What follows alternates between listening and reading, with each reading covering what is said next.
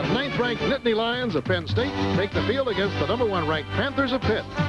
This ABC Sports exclusive is brought to you by Timex, the Total Time Company. Timex, we make technology beautiful. By Memorex cassette tapes. Is it live or is it Memorex? And by new Neosinephrine 12-hour nasal spray and nose drops.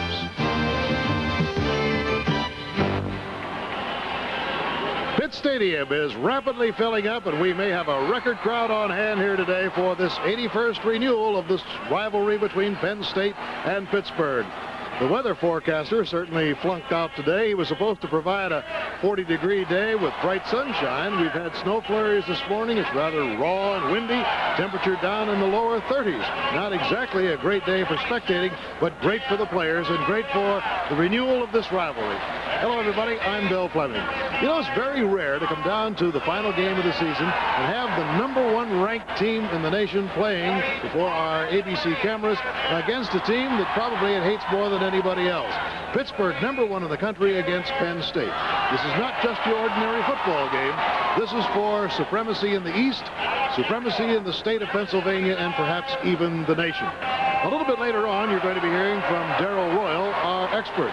He'll be telling you about both of these teams, specifically talking about Pittsburgh and their great passer, Dan Marino, who has clicked along for 260 yards per game, and the great Pitt defense, which has allowed opponents rushing only 51 yards per game. We'll also be telling you about Penn State with some great slashing running of 252 yards a game. So it really is one of those classic confrontations that we'll be seeing here today. There's another big story in college football, and you'll be witnessing that. The Alabama-Auburn game. Alabama wins that. They have a co-championship of the SEC, but more importantly, victory number 315, an all-time record for Coach Paul Bear Bryant. It's within his grasp. After our commercial message, we'll be going back to New York for a little bit closer look at the story of the Bear. Ago when Alabama beat Penn State, and that achievement set the stage for what we may see today. That was Paul Bryant's 314th coaching victory, tying him with Amos Alonzo Stagg. That's one of those records you thought would never be equaled. After all, Stagg coached 57 years. Bryant could wipe out that record in 20 fewer seasons. Time in the last 6 games that one of these two teams coming into the so-called Pennsylvania Bowl has been ranked #1 in the nation. Think back, 1978, Penn State came in here, ranked #1, and they left #1 because they won the game by the score of 17-10, although they did go on and lose the national championship in the Sugar Bowl to Alabama. Well, Penn State can't be #1 this year, although they were ranked that way during the season before the loss to Miami. They certainly can have a lot to say about who will be #1, and they would like nothing better than to prevent their arch rivals from Pittsburgh gaining that top spot on the ladder. For Pittsburgh, well, they like to think back to 1976. Remember that, when they were led by Heisman Trophy winner Tony Dorsett. They were #1 coming into this game, and they left #1 because they won the game by the score of 24-7. And then they went on to the Sugar Bowl. Dorsett simply ran wild against the Georgia Bulldogs. The Heisman Trophy winner was all over the field that day, and Pitt won the game 27-3, winning all kinds of glory for their coach, Johnny Majors, and for their team, the Panthers, the national champions.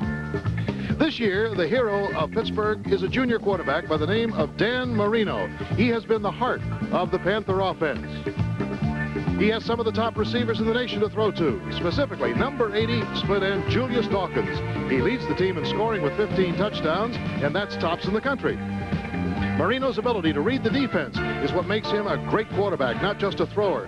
Here he picks up the corner blitz, lobs the ball perfectly to Dawkins, another quick 6 for Pitt.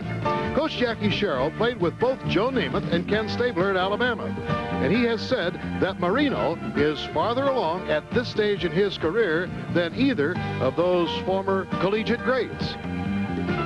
Danny Marino is right now further advanced than any of them. His stature, he's 6'4 3/4, 216, runs a 4.7, but his arm is unreal. But the amenities, he can get the ball to the receivers, and when you move the dots in the secondary, he knows where the dots are, and his ability to go to the 4th, 5th, and the receiver, and even when you chase him out of the pocket, he still knows in the back of his head where that receiver is, and he can stop and throw the ball all the way across the field and hit the receiver. And that's something you don't find in college football, his ability to check off at the line of scrimmage, to read the defenses. And a lot of people come up and give you a lot of corner fires, a safety blitz, and that's something I really encourage or like to see against Danny, because he knows what to do, and he can pick you to death when you do it.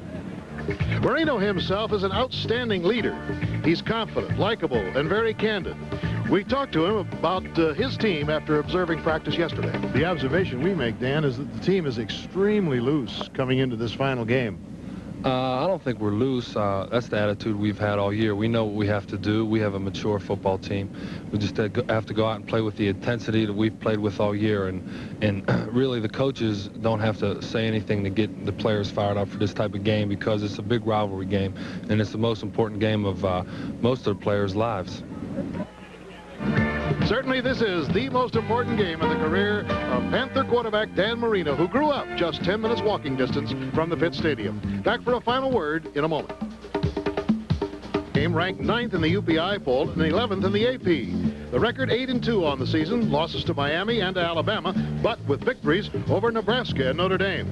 Pitt is ranked #1 in the nation in both polls, although it must be said, with a schedule not as strong as Penn State's. Nevertheless, the Panthers are still one of 2 teams in the nation with a perfect record, and they hope to keep it that way today. Be sure to stay tuned now for NCAA college football. The #9 ranked Penn State Nittany Lions against the #1 ranked Pitt Panthers after a word from our local stations.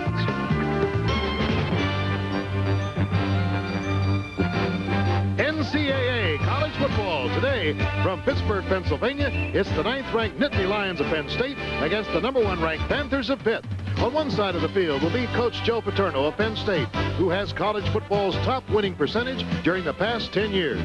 His opponent, Jackie Sherrill, who is celebrating his 38th birthday today. His Panthers are #1 in the nation and have the nation's longest winning streak, 17 in a row.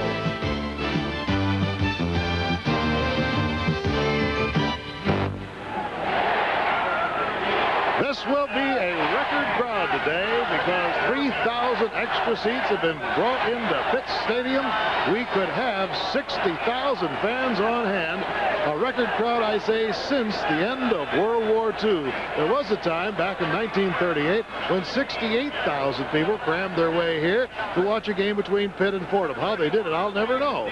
But they will have about 60,000 for this 81st meeting between these 2 teams. The Panthers are out on the field. The team captains are out for Penn State, but the Penn State team has not made its appearance as yet. This ABC Sports Exclusive is being brought to you by Chevrolet, who invite you to see all the good things for 1982 at your local Chevy dealers. Chevy makes good things happen. By Panasonic, just slightly ahead of our time. By the Honda ATC 3-wheeler. See the new 82 models today at your Honda motorcycle dealer. And by Goodyear, makers of Arriva. Even its footprint tells you it's different.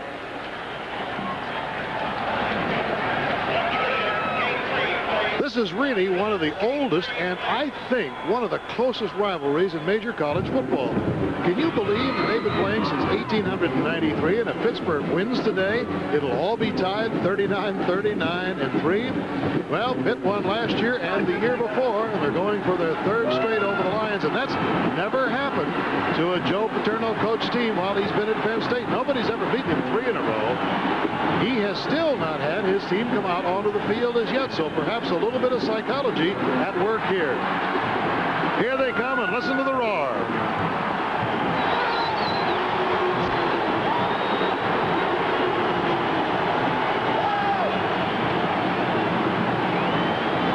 As you can hear, the crowd is pretty well split, and there's Joe Paterno. Do you think he isn't fired up for this game in his 16th year as the head coach of the Nittany Lions? He won 10 in a row, but then things began to happen. He has lost 3 of the last 5. So Joe Paterno indeed is fired up for this one, and so is my colleague today, Darrell Royal, former great coach of the Texas Longhorns, who when he was there for 20 years won 11th Southwest Conference Championship, 6 in a row, and 3 national titles. He knows what it's like in the stomachs of these coaches. Well, Joe, Bill, you were talking about the overall series being tight, but let's look at the record since Joe Paterno became head coach at Penn State University. The first 10 years, he won all games against Pittsburgh.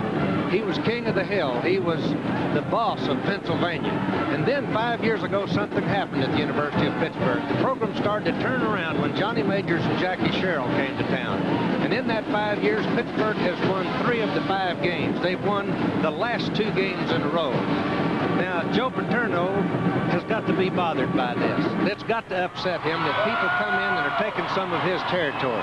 He's been back spending a little bit of each day thinking about the Pitt Panthers. He's been in the corner sucking his thumb, working up a mad and getting his game face on. He's a proud man. He's a competitive man. You can bet that he will have his team sharp and ready to play.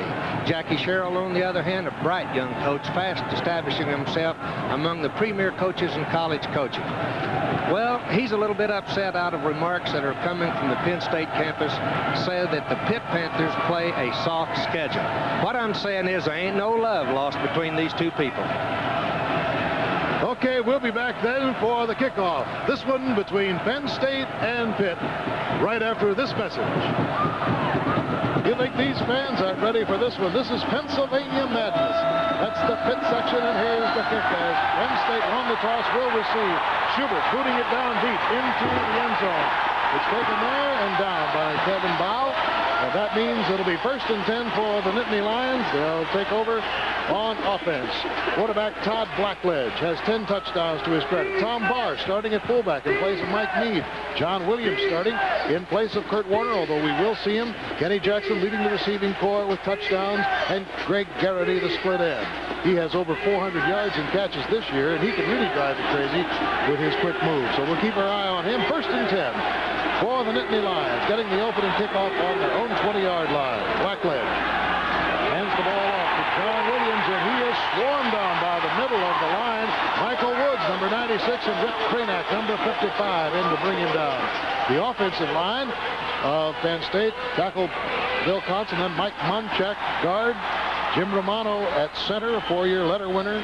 How about this guy? He was just named to one of the All-America squads this past day, Sean Farrell. And, of course, Vito Cab is a very important man, back for the first time in 5 games as the tight end, recovering from injuries. No gain on the first one. It's 2nd and 10. Blackledge on the audible at the line, takes it on the rollout, and is battered to the ground at the 21-yard line by Al Wenglakowski, the defensive end, number 6, and Rick Cranack, number 55. No deception there. And also there is Mike Woods in on the play. Wenglakowski, Fazuli, Calusi, Moss, and Woods. Defensively, along with Sunseri and Cranack, a couple of great linebackers, with Pappy Thomas, Lewis Short, and Flynn as the patrollers of the deep lanes. So far, it has been just about a foot advanced in 2 downs for the Nittany Lions. And they're going to take a timeout as Blackledge, if you look at his stats, goes over to the sidelines, and he's limping a little bit. He was injured in really the final moments of the game last week against Notre Dame. He's had a gimpy ankle all week long, and I'm wondering now, as he talks to Joe Paterno, Darrell Royal, whether it's now starting to bother him. Well, I don't know. He did limp rather noticeably as he left the huddle, but he seemed to start to walk a little bit more smoothly as he got closer to Coach Paterno, and he waved his hands as if to say, "I'm okay, Coach. I'm okay. I just need to talk to you for a little information." He's moving okay now. Last week he scored the winning touchdown against Notre Dame on a quarterback sneak. Really is a very important cog in this machinery. 6'4", has good height, good range. I guess really the only criticism, if you could make it, is that he has not been able so far this year to hit the secondary receivers. He looks at the primary man and has been good on that side. Well, I don't think they spend quite as much time passing the ball as they do here at the University of Pittsburgh. They probably don't spend as much time working on those secondary receivers as they do here at Pitt. 3rd down, just about 9.5 yards to go for the Nittany Lions. We've begun the first quarter of play here. It's cold, it's overcast, snow flurries in the air. It really wasn't supposed to be this way. But after all, the last Saturday in November, what can you expect in Pittsburgh? Here's Blackledge, takes the short one, fires it. He's got his man, Kenny Jackson, but he did not. Did he get it? Yep. At the just short of the 30. No, he said no. The unofficial says it was not complete. And the Pitt fans roar with joy. It brings up a 4th down. Now, Camilo will come into the lineup to do the punting. Tom Flynn, the single safety man. Let's take a look at this again. He had good protection, and he drilled the ball in low where he has to throw it for this type of completion. It's really hard to tell whether or not the ball was caught from our angle on the camera. Here's Giacomello back. 43 8/10 yards per kick. It's a wobbly spinning kick taken by Troy Hill. He fair catches it at the 48-yard line. And the Panthers of Pitt will go to work with very good field position, just 2 yards short of midfield when we return. The Panthers will get the ball offensively now. 1st and 10, no score, 1st quarter. Penn State couldn't gain in 3 downs, kicked the ball away. Here's a good look at Dan Marino, junior quarterback out of Central Catholic High School right here in Pittsburgh. That's Compton in motion as Marino goes to the air on the first one, swings the pass out to the right. He's got Brian Thomas over midfield. He is hit by Rich D'Amico at the 48-yard line. 5 yards on the play, and I imagine, Coach Roy, we're going to see a lot of that today. And they'll throw those backs out of the backfield. They try to let the primary receivers drive the secondary deep and then dump it off to a man out of the backfield, which they just did. And D'Amico would have none of it. He was out there to defend the play pretty well. He stopped it for about a 4-yard gain. Strange enough, D'Amico played also at Central Catholic High School, which has been a great producer of college players. He's on the other side of the line today. There's a marker down as Brian Thomas is knocked down by Leo Wisniewski, number 69, defensive tackle. But the markers went down very, very quickly. Procedure penalty against the Panthers, and Jackie Sherrill doesn't like that one bit. Offensively, we go with quarterback Dan Marino, a junior who's Pitt's all-time leading passer, number 1 in passing efficiency in the nation. Wayne DiBartola is a senior, an excellent blocker, gets the tough yard. Brian Thomas, leading rusher, needs only 32 to go over 1,000 yards, and Barry Compton will be in there, and also Dwight Collins. Julius Dawkins, as I mentioned earlier, leads the nation in touchdown passes with 15. Dwight Collins and Compton will share the role today as the flanker. 2nd down and 11.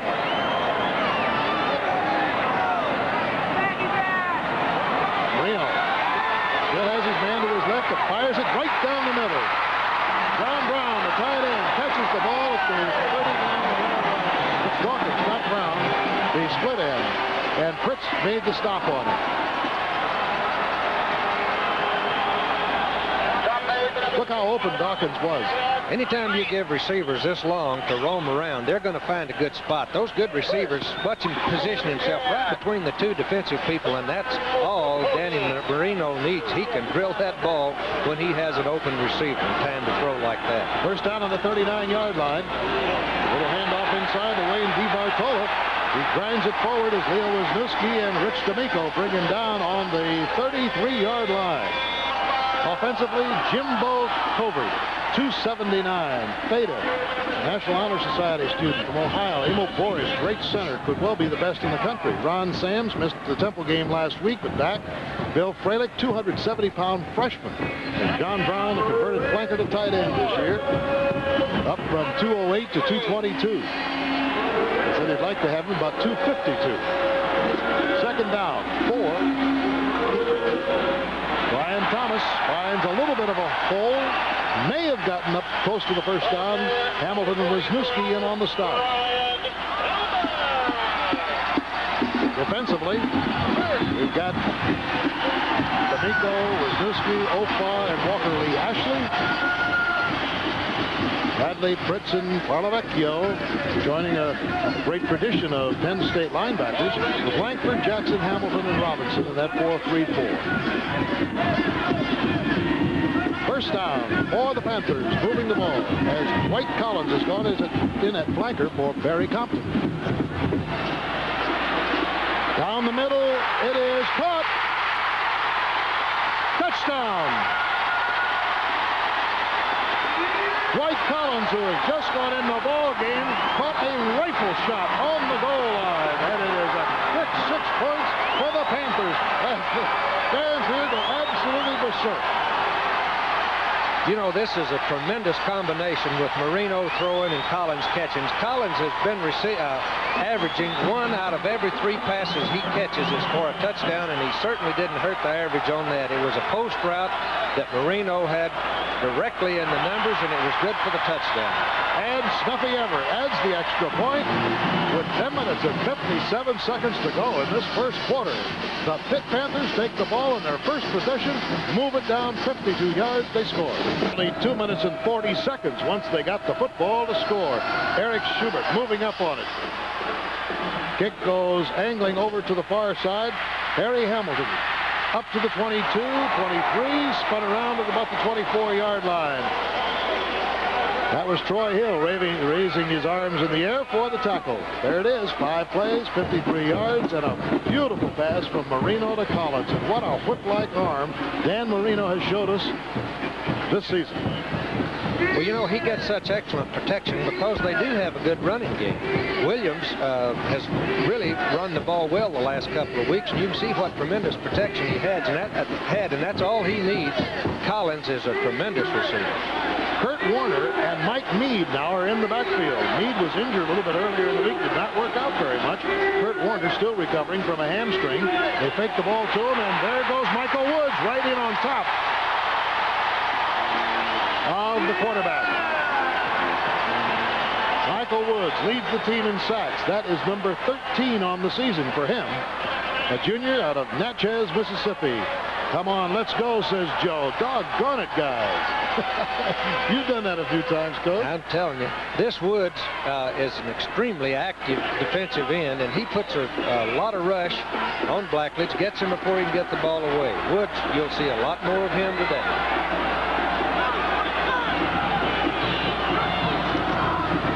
And off to Kurt Warner. Tries to slash through, but is snagged by Rick Krenak, number 55.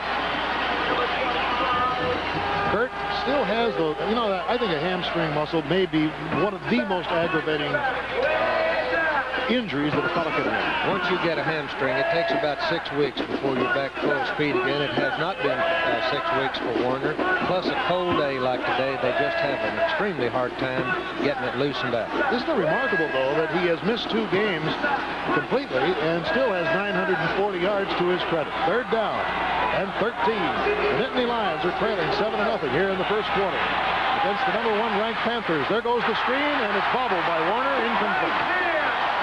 Pass was thrown just a little bit low. Michael Woods, however, was right there on his back. 9:27 to go, first quarter, and once again, the Lions are going to have to kick the ball away. Giacomello has gone in. His first kick was 32 yards. I think he gets a pretty strong 15 to 20 mile an hour wind. That's plenty of time to get this one away. High kick coming down to Tom Flynn. Fair catches it at the 35 or 36 yard line. And so the Panthers will start from there. I can't tell you what really a thrill it is to come here and see and feel the enthusiasm of this crowd, really from both sides. They came early this morning for this game, and they've been out there whooping and hollering, and of course right now all of the hollering has been done on the Panther side. I was up at 6 o'clock in the lobby this morning, and there were people roaming all around there, hooping and hollering and ready to go right then. I think you were too. I was. First and 10 on the 35-yard line. Panthers leading 7-0. Marino spirals it over the head of the intended receiver, Barry Compton. You can see that Marino's trying to keep his hands warm. It is a rather raw day. Boy, he's got great size. You know, he's 6'5", and he's 217 pounds. Strong. I believe that was a throwaway pass intentionally. You know, Hamilton had him pretty well covered, and he knew if he underthrew it any at all, it was a dangerous thing to do. So I think he just sailed it right on over his head. I think that was an intentional incompletion. Second and 10 for the Panthers, who are out in front in this first quarter with barely 6 minutes gone by. Nice hole for Wayne DiBartolo. Opens up, and Rich D'Amico brings him down, but he picks up 12 very quick yards. DiBartolo, senior, from right here in Pittsburgh. Well, they had 4 receivers flanked out, 2 to each side, and that really has the defense spread. which opens up the hole for DeBartolo. And Bill Frelick didn't do a bad job. Number 79, that big freshman. I guarantee you he blocked them out of there. That's the 4th. First down for Pitt.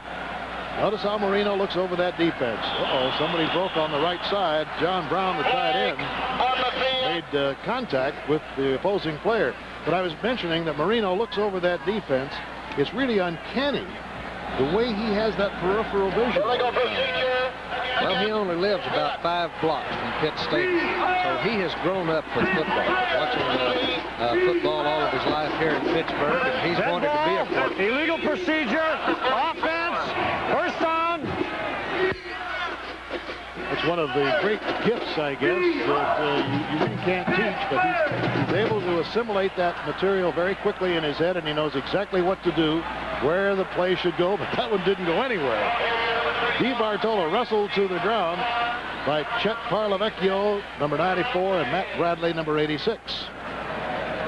Brings up second and about same to go, 15, barely got a foot.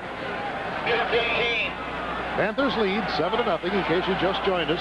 Moved crisply down the field after getting their first possession. Took them 5 plays, 2 minutes and 40 seconds. And the scoring play was a 28-yarder. A rifle shot off the arm of Marino to Dwight Collins. That's the way it stands right now as Pitt has a 2nd and 15. Marino again spirals a beauty. It's caught. John Brown, the tight end. Mark Robinson was right on him. And once more, the needle is thread 30 yards down the field to the receiver right on target. Well, he had 2 wideouts again, and he read the defense, looked at the coverage, set, and threw the ball perfectly to John Brown for the completion. Another big first down. 32 yards on that. Here's another look at it, and it's just a straight down the alley pass. It's straight down pass. He put no kind of moves on at all, but they had the defense so spread out that they couldn't cover the entire area with those 4 receivers. First down on the 23-yard line. Marino was 4 out of 5 for 79 yards. And now he's calling a timeout. And he walks over to the bench, and he'll be talking now to Jack Sherrill in his traditional yellow coat on the sidelines. Back Marino so far, 79 yards. We're just 7.5 minutes into this game. He's already thrown for 1 touchdown. First and 10 on the 23 of Penn State. The number 1 ranked Panthers on the attack and leading. Goes to Brian Thomas. Not much there as Leo Wisniewski, number 69, puts the stop on. Just inside the 20-yard line. Brian Thomas having a fine year this year. Former great hockey player. High school. That's a pretty good graphic look at what's been happening so far between these 2 teams in the season of '81. We'll take another look at the rushing defense of Pitt, but right now it's the offense really moving the football as Bradley has to make the stop on DeBartolo, and it is inside the 15-yard line. Probably measure here. DeBartolo gets you the tough yards. I'll tell you, he's a good, solid blocker. He called on, doesn't fumble. Look at his thighs, Bill. There's some power in those thighs. He's a sharp fella, kind of a square build. Got a lot of strength. Going to bring the chain in to measure. We have 6 minutes, 35 seconds to go in the first quarter from Pitt Stadium on a cold, raw November day. But I'll tell you one thing, the Panthers came out fired up. They kicked off to Penn State. Penn State couldn't move, and once the Panthers got the ball, only took them 5 plays. Jackie Sherrill talking to Marino. Look how big Marino is. You know, Sherrill's no little guy.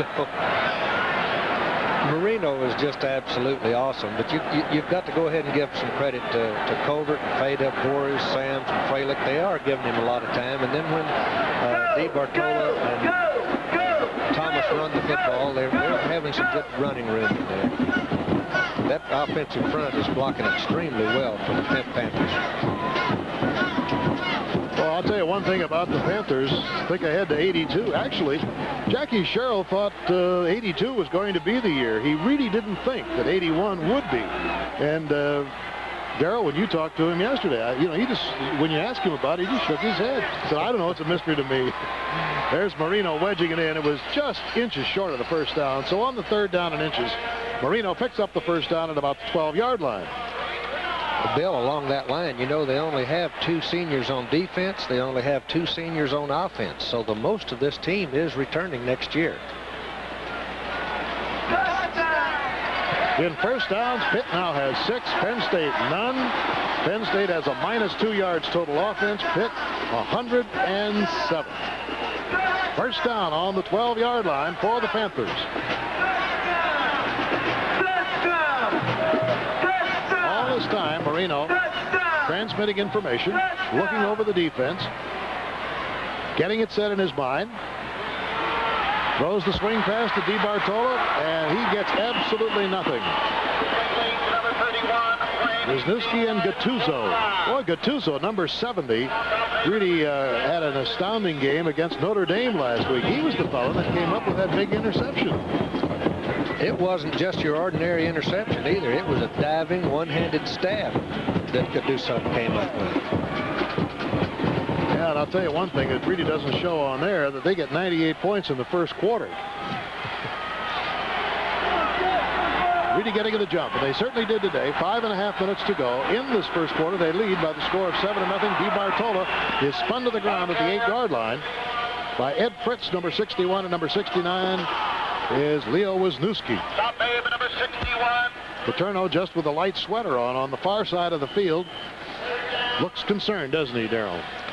He has every right to be. 3rd down.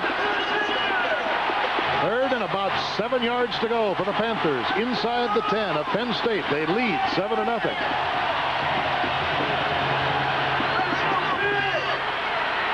Marino looks, quick throw. He's got it for a touchdown. Had to wait for the official to signal that Dwight Collins had caught it inbounds. He was very close to the end line, but he made the grab fairly inbounds. What a play and what a pass.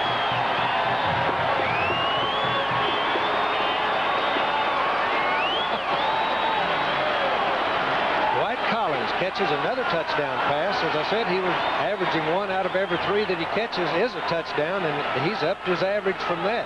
This was a tremendous catch. He was just barely inside the end line. And the kick by Snuffy Everett is good. And so it is 4:47 to go in the first quarter, and the Panthers have left no doubt in anybody's mind, at least at this stage of the game, that they are indeed the #1 college football team in America. I don't think at this point anyone could argue with that, Bill. They simply have been a confident, powerful, inventive team, and they're led by Marino and these 2 touchdown passes to Collins. I don't know how you're going to stop.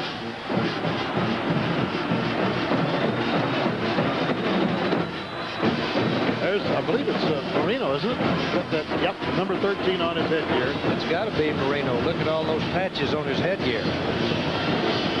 Dwight Collins sprints for the end zone, and as I said, his feet were just barely in bounds. He jumps high to get the ball, but he did have both feet in bounds. He only needed one. It's a touchdown pass.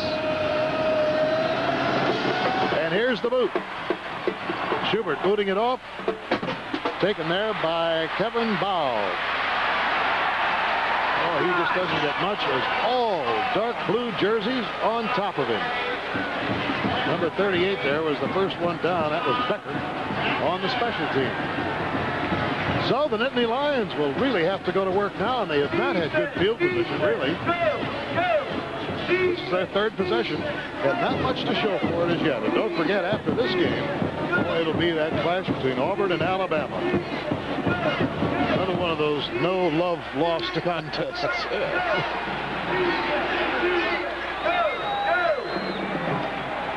Blackledge looks over both sides. The defense scrambles in and out, trying to confuse the offense. It does. Tom Barr, the fullback, runs into a stone wall in the middle of the line. Bill Moss at 250. J.C. Pelusi at 251. Dave Pazzulli at 248, right in the granite center. Let's look at the second touchdown to Collins. The first one was 28 yards. Second down. A little more than 10 for the Nittany Lions. Blackledge swings it off to John Williams. He gets it up to about the 25 and is really belted. Michael Woods, Pappy Thomas, Dave Pazzulli. 96, 9, and 63. You know, Darrell, you've been a close friend of Barrett Bryant for these many years and have had many conversations with him. I'm sure you can transmit to us what he must be feeling. Oh, he's an unusual man. I have all the respect in the world for him. I think he's the greatest football coach of all time. Third down, about 3. Nittany Lions desperately trying to get on track offensively. Blackledge with heat. Goes down. Al Wenglikowski on his tail. Dan Short coming up. And it'll be another 4th down, as the Lions have been absolutely helpless today on offense against this defense of the Panthers. And when the Panthers have gotten the ball offensively, they've been unstoppable. Well, you know, that was supposed to be one of the big matchups with Farrell, Romano, and Munchak in there blocking against the defense of Penn State. And so far, they haven't been able to knock them out of there. Giacomero is back in punt formation. 2 minutes and 45 seconds to go in the first quarter from Pitt Stadium. Giacomero gets a beautiful kick away. Tom Flynn is backed up to the 20-yard line almost. Tom Flynn, a former high school quarterback, been a very reliable deep safety man, gets his nose on the 32. Al Harris, number 88, brings him down. And once again, the Panthers will go to work. I think really the point that Darrell Royal ought to expand on just a little bit more. We didn't really have a whole lot of time to talk about strength of schedules at the beginning of this game, but that was one thing that everybody wondered about. Well, you know, there have been quite a few remarks made about Pitt's schedule, but I can tell you this: if anyone happens to think that they're a soft touch, just jump on their schedule. These guys can play. You talk about talent. Now they have a core of receivers like I have never seen before. Dwight Dawkins, Collins, Julius Dawkins, rather, Dwight Collins, Brown, Compton, and a guy that can evermore hum that football. They are attending to a Penn State player on the field, and we have not been able to identify him yet because he's lying on his back facing us, and the 2 or 3 trainers around him have completely blocked us off. When play is resumed, it'll be 1st and 10 for the Panthers at the 31.5-yard line. It's number 57 of Penn State, Kurt Bauman, defensive end from Mechanicsburg, Pennsylvania. And it looks like he may have just gotten a muscle cramp in that left leg. I hope it's nothing more serious. During this period, Marino takes every opportunity to come over to the bench, talk to the coaching staff, get things set. I don't believe I have met this year a more confident young man, a better spoken player, one who really has the entire team right in his fist. You know, Coach Sherrill said before the ball game he thought at this stage he was ahead of Stabler, Namath. He has thrown out Sloan, some great Hunter. names. Right. Look how tall he is. You see that? That's one great advantage he's got too. He looks over all those big linemen. He can see where the corner men are. He sees where the backers are. He can pick out the lanes, and he's already thrown for 2 touchdowns today.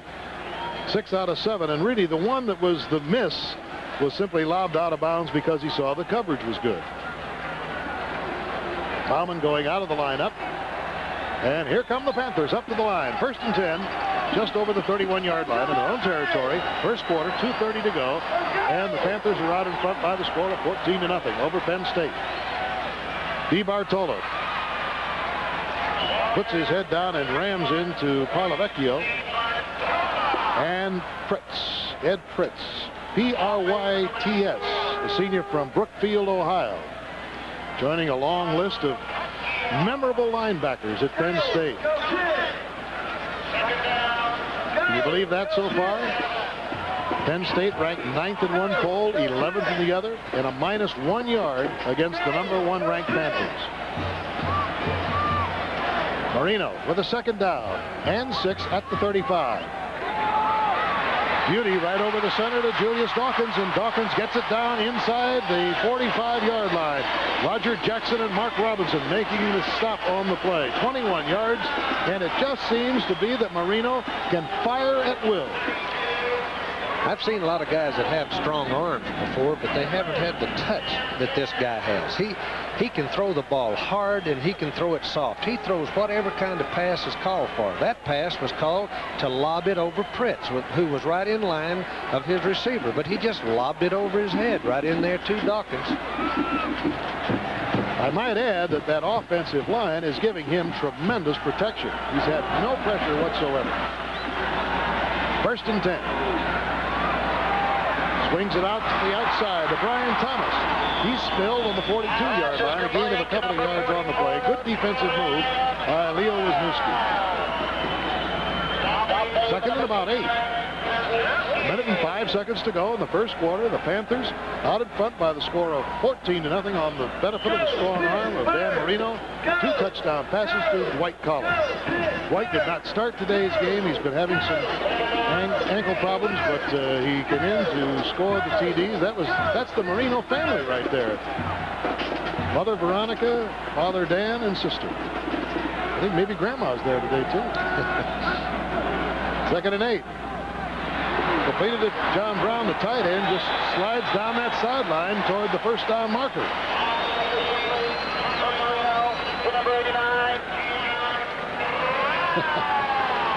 Well, it's a marvelous family, I'll tell you that. They certainly have kept Dan from ever getting any idea that he's the hero of the family. He brought his laundry home the other day, and he wanted to said, "I'd like you to do my laundry." His father said, "Well, listen, big fella, you can do your own laundry." He said, "Mom, I had so much pressure this week. I've had to go here, I've had to go there with this Penn State game coming up." His dad said, "Son, you don't know what pressure is till you try to feed 5 kids and things not going too well." He said, "That's pressure." He said, "Go do your own one." It takes a dad to put you in your place sometime. Clock moving, just 15 seconds to go in this first quarter, and the Panthers have shocked the Nittany Lions so far. 1st and 10 on the 34-yard line. Ryan Thomas. Hard tackle there by Roger Jackson, number 49, who slowed him up. And the time runs out of this first quarter. Listen to this roar that erupts from this side of the field as the Panthers are out in front of their arch rivals from State College, PA. So at the end of the first quarter, it's 14-0. Top-rated Pitt in front. Heaters going on the sidelines here today. The temperature in the low 30s. We had some snow flurries, and it looked like it might be one of those nasty days, but the ceiling is raised a little bit, and the snow flurries have stopped, but it's still raw and windy. 2nd down and 8. Beginning of the second quarter. The Panthers in front. Marino on a straight drop back. Look at that protection. Throws a long one deep into the end zone. It is caught out of the field of play. No, he caught it inbounds. A great interception. Roger Jackson made an over-the-shoulder catch that was almost impossible. It was a leaping catch that right at the end zone line. I think Marino intended to throw that ball away, and he didn't throw it quite far enough. Wind may have caught it just a little bit. It's a stiff wind he was throwing against. That's only his 5th interception of the year. It looked like as Jackson dove for the ball that both feet left the ground. Just as he caught the ball, both feet were off the ground, and he landed out of bounds. His feet were not in bounds, in my opinion. I didn't think it was a legit interception. 1st and 10 for Penn State as Blackledge goes back. This time he's got some protection and rifles it off to Warner at the sideline at the 32-yard line. Tim Lewis making the stop. Well, maybe one thing we couldn't see from the end zone was really where his foot came down. I think the only angle we maybe could have seen it from would be from the side, Darrell. It looked to me like the first thing to hit was his shoulders and his headgear. I think his feet were still up in the air when contact was made with his shoulder pad out of the end zone. Well, that's what happened in the first quarter. That's the first down for Penn State today. Warner on a little bit of a counter play, gets it up to about the 34-yard line. Kurt Warner, 940 yards coming into this game. That's a good look at what happened in the first half, and the total yards tells you the story for Penn State. You've got that just the opposite. It's Pitt with 143 yards and Penn State with a -1.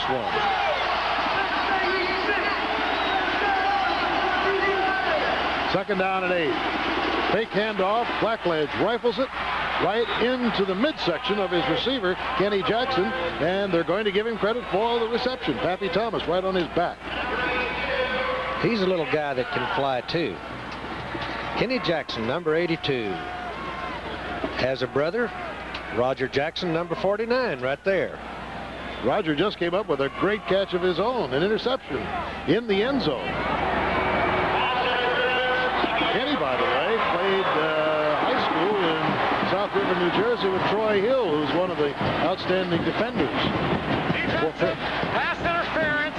Refuse. So puts the ball on the 44-yard line. First down.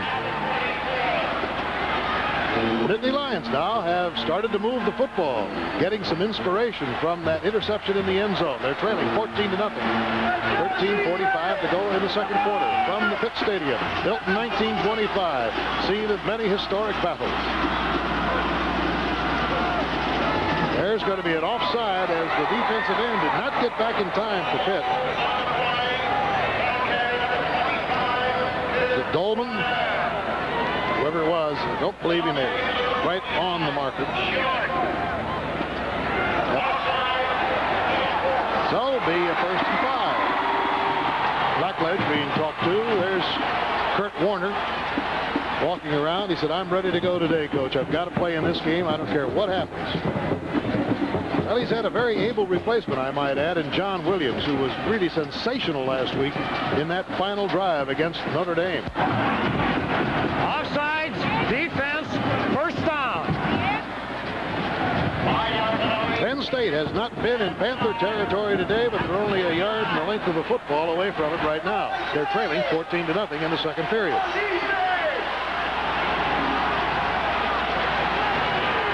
Blackledge takes the draw, has the time, spirals a deep one. He's got a man down there. It is incomplete.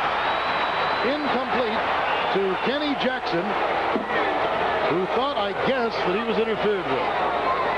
Oh, I think he was just upset that the ball wasn't about 2 yards longer. If it had been, I think he had the defenders beat.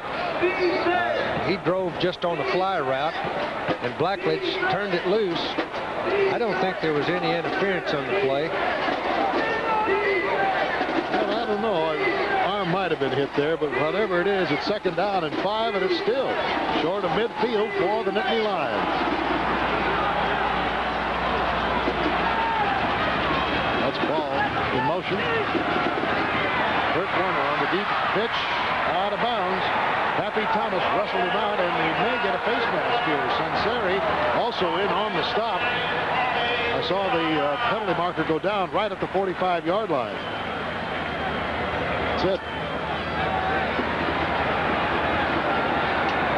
Isn't it strange how the momentum in a football game can change just with that one interception down there in the end zone, and boom, all of a sudden, here is a team that's been lying dormant, literally, and now with this penalty, we're going to move deeper into Panther territory. Well, Penn State's an outstanding football team, and you don't expect them to be shut out the entire day. Now, that was early. Face mask, defense. But they certainly have it on the move now.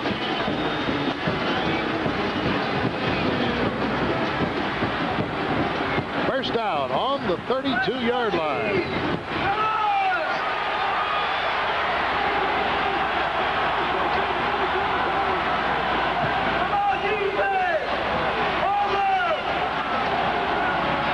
Off goes to Warner, tries to slide through, but there is really nothing there. As number 52, J.C. Pelusi of Youngstown, Ohio, and Al Wenglikowski bring him down. There are a few wet spots on this artificial turf here, and it may be that there is a certain unevenness in the footing there. I noticed in the warm-up drill, some of the guys were having a bit of a problem. See how it's kind of splotchy there? All the dark spots that you see on the TV screen are wet. Not real wet, but slightly damp. Second down and 8. The ball outside inside the 30-yard line. Blackledge fakes the draw, is hit hard by Flynn, but throws it complete to Mike McCluskey, number 81, and he's got it down very close and short, and Cappy Thomas made the stop. They had the safety blitz on, and Flynn almost got to Blackledge, and McCluskey came down with a football. Well, we've been talking about Marino. Let's say something nice about Blackledge, because he was under pressure when he threw that ball, and he stood in there and took his lick, threw the ball on over to Mike McCluskey for a huge interception down inside the 5-yard line. You mean reception, Coach, not interception. Did I say interception? Bert Warner is in, so is Williams, so is Meade. That's Meade blasting it up and in. Touchdown for Penn State. And the blue and white section of Pitt Stadium goes crazy on the far side of the field. Bill, I can't help it if I get a little bit excited. This is an exciting football game. They take it and drive it right back 80 yards, and they're back in this football game again with a great reception. Brian Franco is in to try the extra point. He's 30 out of 31 this year. The big scoreboard says drat. 11:55 to go in the second quarter. Franco puts it up. It is now a 14-7 ball game. And so the Nittany Lions scoring here on that shot by Meade after the fine reception by McCluskey, and they are very much back in this contest. On the sidelines, whose reception down the middle set up the touchdown. But of course, let's also talk in terms of Roger Jackson's interception in the end zone that led to that 80-yard drive. Franco booting it off. Up comes Timmy Lewis to about the 17-yard line. Now, that 80-yard drive was triggered by Roger Jackson's interception. We've seen it from one angle, which is in the end zone. I wonder if we could take a look at it one more time and see. Roger Jackson, number 49, running under the pass there. It hits in his hands, and his knee did touch the ground, and I stand corrected, Mr. Official, as right, you're right, I'm wrong. So it was a clean interception by Roger Jackson. It certainly catapulted the Nittany Lions into an 80-yard scoring drive, and it's a 14-7 ball game. Marino back on his 8. Gould throws it to Julius Dawkins at the 40-yard line, and Jackson decks him right there. Hey, this kid is something. Strong. Dawkins has caught 15 touchdown passes. Can you believe that, Bill? 15 touchdown passes in one season. There's another great reception. Jackson up to make the stop. 25 yards on the play. Marino doesn't care where he is on the field. Doesn't make any difference. He threw that one from his own 8-yard line. And now this running play by Wayne DiBartola gets the ball up to the 45-yard line. 14-7 is the score, in case you're just in from shopping. It started out, first two possessions, rolled down the field, took them 2:40 to go the first time, 4:53 on the second one, 2 touchdown passes to Dwight Collins, but then the interception in the end zone, leading to a Nittany Lion drive that resulted in a score. 14-7, second down and 8. Swings it out to Collins again. Bangs heads at the 46-yard line with Roger Jackson. And they're going to call Chet Parlavecchio for a little extra. Chester Lewis Parlavecchio. They will not let you hit him out of bounds.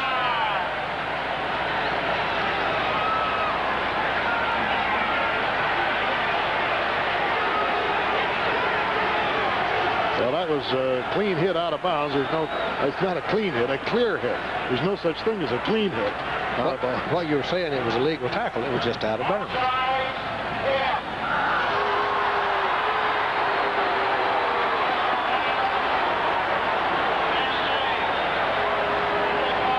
Jackie Sherrill has gone onto the field. What had happened was, apparently the Pitt team had been called for offside on the play. Therefore, we could not have the dead ball foul.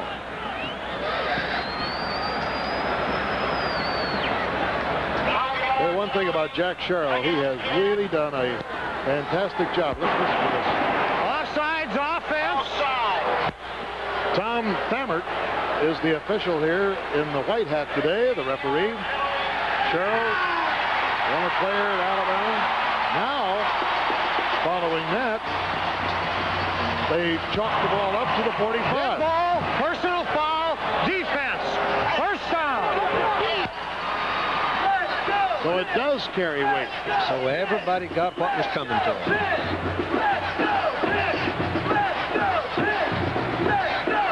It has 35 yards in penalties. Penn State 15. That was their first. 10 minutes, 46 seconds to go in the first half. 14-7 is the score. And Brian Thomas just rams ahead to the 40-yard line. Walker Lee Ashley making the stop with Matt Bradley, number 86. Brian Thomas from Overland, Ohio.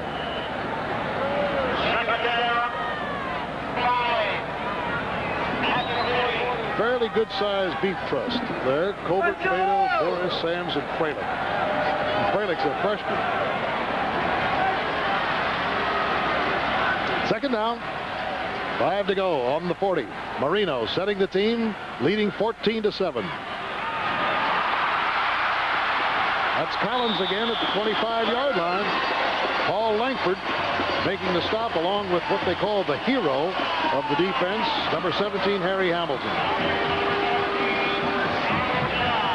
Marino just pecks on that defense. He reads it just beautifully, and he knows where his receivers are. He knows which one's open, and it's usually Dwight Collins because he goes to him quite frequently. Number 17 there, as I call him, the hero. That's what, I guess, the designation that Joe Paterno puts on his rover or monster, sort of a linebacker safety. He's the same cat. He just called him hero instead of monster and rover. First and 10. Hand off to DiBartola, doesn't get but a yard, and Parlavecchio makes the stop on it. From Sherrill's point of view, you look out onto the field here at Pitt Stadium. Fantastic record. Second down, 8, shy of the 23. And of course, his team is bound for the Sugar Bowl engagement with the Georgia Bulldogs. Second down, 8 to go on the 24-yard line. Thrown just a little bit behind Dwight Collins. Third down. You know what Coach Sherrill told me about that type of pass? Now, he had the receiver open, and he threw the ball behind him. But he said he's unflappable. He said that doesn't bother him one bit. He just shakes that off, shrugs it off, and goes right on with his game plan. He doesn't worry about the pass. He's looking forward to this next play. That did not bother Dan Marino. Third down, and 8 to go for the Panthers, who are out in front at one point, 14-0. However, the Nittany Lions have come back. It's 14-7.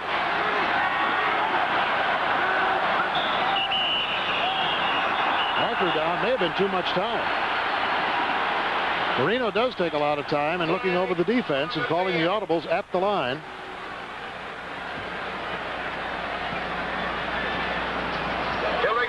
A procedure penalty. Certainly somebody moved. Don't forget, at 3:45 Eastern today, it's Alabama against Auburn. Bear Bryant could clinch the all-time winning record for coaches in that wild intrastate rivalry. Dead ball, illegal procedure, offense. Third down, 13. There's a look at what's happening later on ABC Sports Today.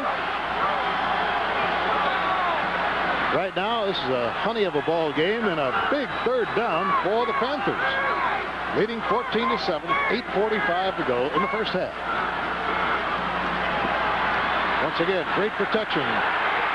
Pass is deflected and intercepted. Mark Robinson for the Nittany Lions is out of bounds at the 17-yard line. Julius Dawkins was down on the goal line. He took a terrific belt just as he caught the ball.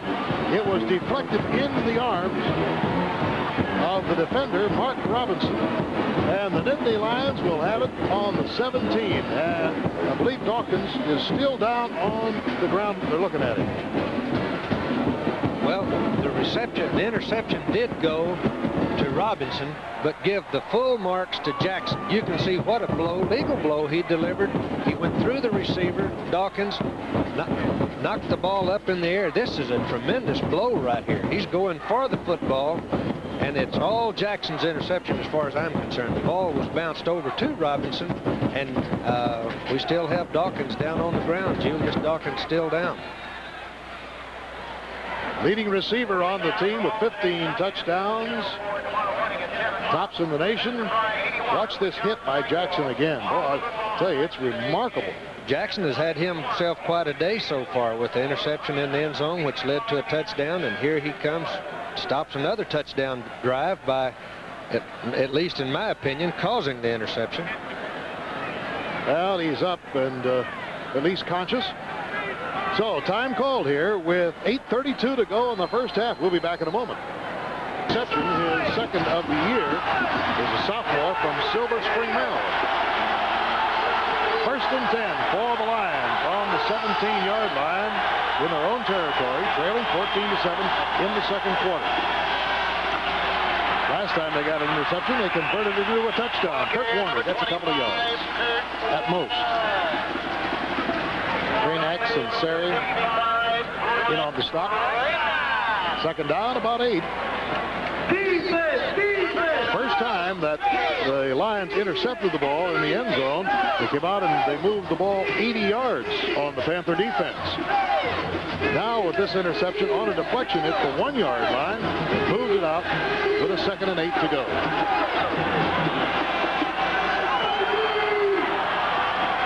Jackson in motion.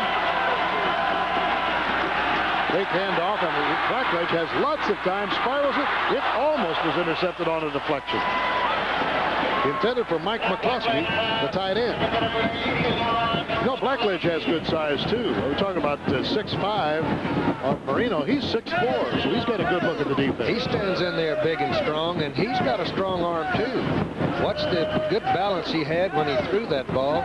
He threw it up high. McCluskey didn't have much of a chance to make the reception, though, because it was well defended. Blackledge is 4 out of 8 for 57 yards. Third down and 8. Big rush. Throws a little screen pass off to John Williams. Not much of a screen to protect him, and Sunseri makes the stop at the 21-yard line. Al Sunseri, hometown product from Central Catholic High School here in Pittsburgh. So the Nittany Lions will have to kick it away as Giacomello is in with the wind to his back. His 3 kicks in the first quarter netted him 44 yards into the wind. He's having a good day. 14-7. The Nittany Lions are trailing, but they have proven one thing. Being down by 14, they proved they could come back. High floating kick coming down to Flynn. Falls on the midfield stripe. So we have 6 minutes, 57 seconds to go in this first half. The Panthers will take the field. They have the lead by 7. And taping the left angle of Al Wenglakowski, defensive left end of Pitt. He'll be replaced by Chris Dolan in the lineup, but right now, Pitt's on offense. First and 10, just short of midfield. Handoff goes to Brian Thomas, and he is hit by Leo Wisniewski, number 69, and Rich D'Amico, number 66. I'll tell you, the Penn State defense has all of a sudden found itself, as has the offense. Loss of about 3.5 yards on the play. At the 46. Bill Wallace has replaced Julius Dawkins in the lineup. Glad to see Dawkins walk off the field under his own power after that wallop that he took on the goal line. Pass thrown just a little low for Dwight Collins. Might have been hurried a little bit by Marino. Hasn't shown quite the sharpness that he had at the beginning of the game. Interceptions can kind of do that to you. Can't they gnaw at you a little? Now, I think that might gnaw at him a little bit. Throwing an incompletion probably doesn't bother him near as much as those interceptions. 38th birthday today of Jackie Sherrill. Last year, he celebrated his 37th with a 14-9 win over the Nittany Lions. 6 minutes, 17 seconds to go in the first half. Ball on the 46-yard line with a 3rd and 14. Again, Marino looking over that defense. Sees only 3 men. Greg Gattuso got in there, number 70. He was the hero, really, of last week's game against Notre Dame, a third stringer from Pittsburgh who intercepted a pass against Notre Dame, and he just roared through there and grabbed the ball. Well, the snap was fumbled from center. Marino didn't get a good clean snap. He pulled away from the center and left the ball on the ground. Gattuso saw the ball and goes under the center, Boris, and comes up with the ball for Penn State. How the complexion of a game can change. 1st and 10 on the 45, and that's exactly where it's going to stay, as Meade gets nothing except number 63, Dave Pazzulli. They even lost a yard back on the 46. 6 minutes and 7 seconds to go in this first half, and this is a typical slam-bang Pitt-Penn State game. Goldman has replaced Len Glikowski in the lineup as the defensive end, and now a penalty is going to be tacked on against the Panthers. And it's a whopper. 15 for a personal foul at the 31-yard line it goes to. Dead ball, personal foul, defense, first down. That's the 7th penalty against Pittsburgh, total of 55 yards. All right, 1st and 10 for the Nittany Lions. Blackledge looks over that defense, sees the 5-man front, sends Jackson in motion. Quick pitch to Warner. Has blocking. Turns the corner. Goes out of bounds at the 22-yard line, and Dan Short, number 29, chased him out.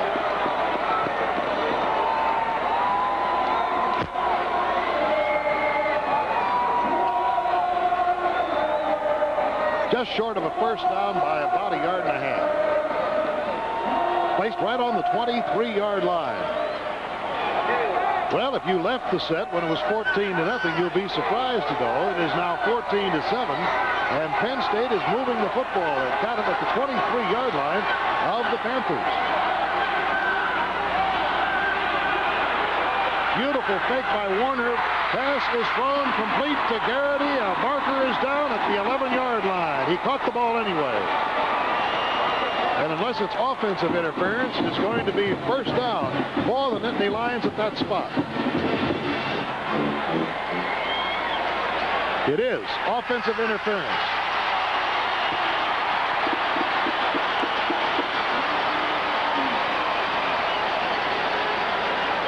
Maybe we'll be able to pick up what happened. Maybe we can see what the officials saw at this spot. Warner made a tremendous fake into the line of scrimmage, to the line here. You get an Emmy for that. Well, the interference wasn't on Garrity. It must have been on the deep receiver. Offensive pass interference. Loss of down. Offense. That's one of the most punishing penalties in all of football. I think the penalty might have been called on Jackson, who was running the deep route, running into the safety man, Flynn. And then Garrity came underneath him. Time here is going to be called by the Nittany Lions. That forces them all the way back to the 37.5-yard line. Joe Paterno talking things over with Todd Blackledge, his sophomore quarterback. Called into action after the 4th game as a freshman a year ago, and he's been the starter ever since. 5:39 to go in the first half, and 15-yard penalty and loss of down has put the Nittany Lions back on the 37.5-yard line of Pitt. 3rd down and 17. They split the backs with Warner and Meade. Blackledge. Down the middle he goes. It is tipped and intercepted by Flynn. Of Pitt, he goes out of bounds at the 31-yard line. Tom Flynn, a sophomore from Verona, Pennsylvania, got the tip pass, his 4th interception of the year, and Pitt breathes a little easier, stopping the Lions. Flynn is some kind of an athlete. He really roams that center field about as good as anyone you'd want. It was a deflected ball, and most deflected balls are intercepted. Flynn was standing right under it, saw no place to run, so just took it on out of bounds, saved a little lick. Former high school quarterback, great DiBartolo finds the hole and gets 10 quick yards. Rich D'Amico making the stop on it. Stop baby number 66, D'Amico. Maybe close enough for a measurement. I believe they're going to bring the chains in. Don't forget, on ABC's NFL Monday Night Football, the Eagles against the Dolphins at 9 o'clock Eastern Time. That really ought to be an entertaining Monday night. Dolphins are 7-4-1 and lost a crucial game last week to the Jets. And there's the hero of the moment, young Tom Flynn. First down. You know, Darrell and I had an interesting experience yesterday. We had lunch in the cafeteria of the hospital with the team of Pittsburgh. Their regular food line was closed. And we had an opportunity to observe all these young men conversing with the doctors and the interns. Many of these fellas, by the way, are in the pre-med and pre-dental program. Okay, number 31. Not much there. I was impressed too, Bill, with the poise that these young men have. But you know, Coach Jackie Sherrill just almost insists that they go to high school banquets in the area, that they get up and speak in front of people. And I think that's one of the best things you can do to quickly mature a young man, to get him to speak in front of a crowd. I admire Jackie Sherrill for having that type program. Second down and 9. Marino calls John Brown, the tight end, to come in a little tighter, and then whips the ball up, and again it is off the fingertips of Bill Wallace, number 25, and Palavecchio couldn't quite get to it. Number 94. Third down. So that brings up a third down. I'm wondering this. Has the defense changed as far as concept is concerned, Darrell Royal, from the beginning of the game where Marino was so effective? No, they're still doing the same thing that they did at the start of the ball game.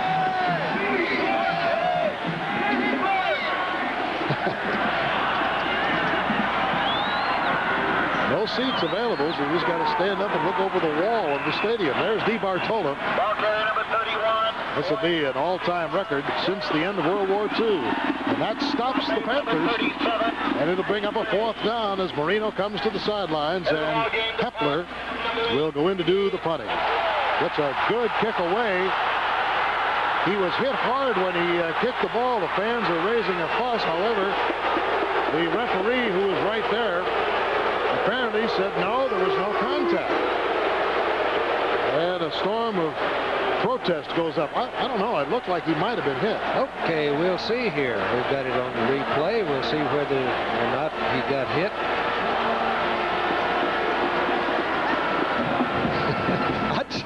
I'd say whenever you have both legs knocked out from under you, you've been hit.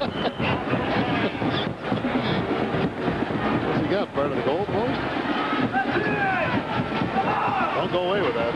No, it's just a great big piece of cardboard, I guess. 4:08 to go in the first half. The Lions take the shovel pass to the outside of John Williams. And Williams is sprawled out of bounds by Kranek, linebacker on the Storm side. Tim Lewis was in there to make a great tackle. You know, he said he likes to do two things. He likes to scuba dive, he likes to travel, and he likes to spend money. 10-4 on the spend money. That's a good look at the comparison of the quarterbacks today. Marino was really looked like Clark Kent out there, who had just taken off his sport coat. In the first part of this ball game, he just couldn't miss. Fired a couple of touchdown passes the first time they got their hands on the ball, but since that time, the Lions have just little by little cinched up the defense. And now they have the ball with 3:41 to go in the first half. Second down and 8. The ball on the 22-yard line. That's Joe's record against Pittsburgh. He had 10 in a row, at one point. Blackledge, a lot of time. Down the middle he goes. It is incomplete and almost caught. Mike McCluskey had that ball in his grasp. It squirted out and was almost covered before it hit the ground by a defender. Third down. McCluskey caught a big pass at the beginning of this quarter to set up the touchdown. Excellent protection in there that Blackledge is receiving. He has plenty of time to pick up his receivers, and he threw a catchable pass.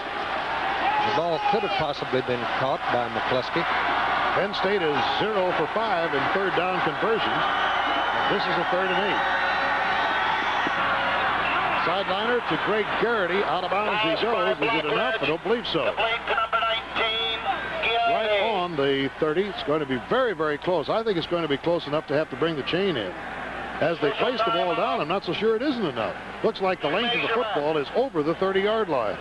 They said bring the chain in from the far side of the field and measure it. We'll have a look. That was caught by Garrity, whose father played for Penn State, played under Joe Paterno, so he's now coached a player, and then later his son, Greg Garrity.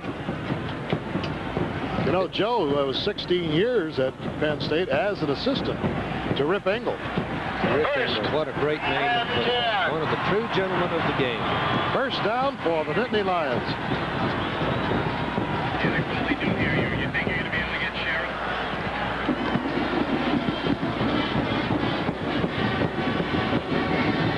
First down at the 30.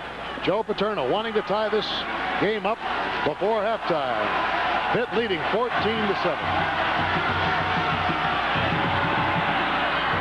Sideliner, it is caught out of bounds. Stepping out of bounds, I should say, is Kenny Jackson. He caught it, then stepped out. So it will go for a completion of 9 yards, 2nd down and 1. Kenny Jackson, a sophomore from South River, New Jersey. Nothing would give him more pleasure than to beat these rascals from Pittsburgh. One of his deep friends of childhood days, Troy Hill, plays on the opposite side of the field today. Blackledge is 7 out of 14, 75 yards, 2nd down and 1. Blackledge from the 30, pumps short, throws long. He's got his man, Kenny Jackson. He's got the ball. He is sprawled to the ground at the 8-yard line.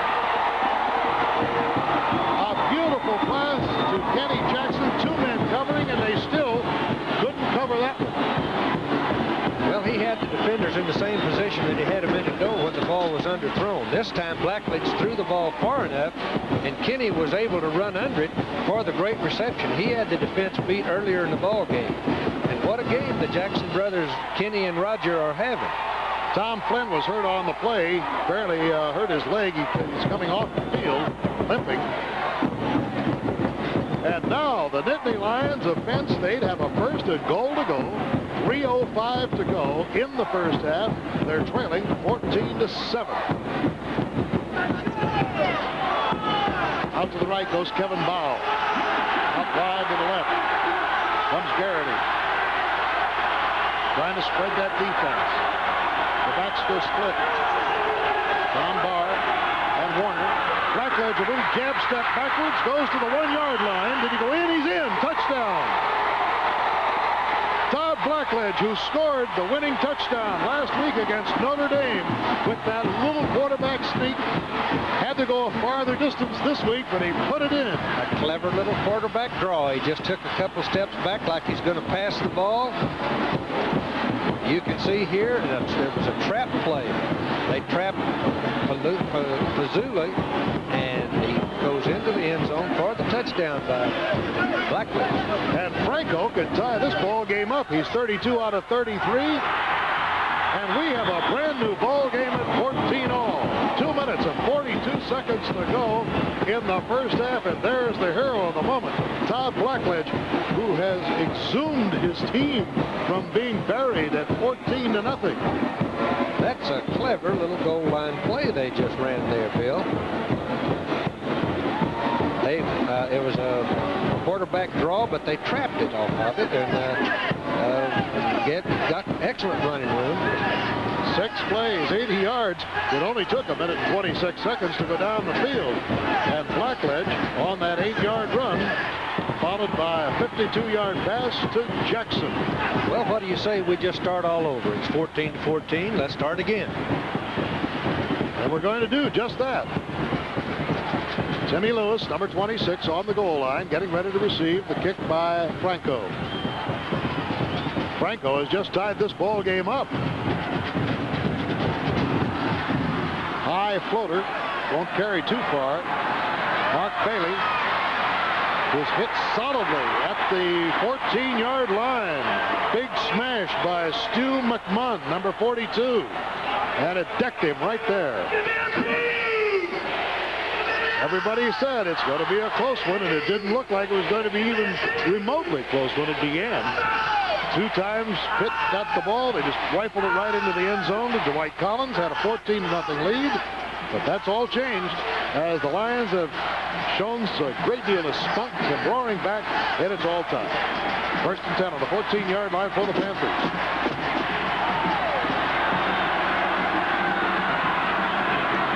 Marino pitching it out to Thomas. Makes the cut, goes to the 25, and is brought down on the 27-yard line by Bradley and Fritz. Number 86 and number 61. 13 yards on the play.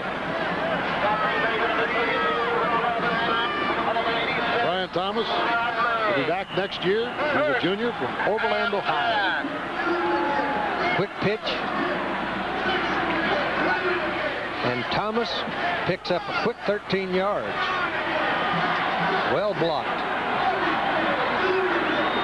1st and 10.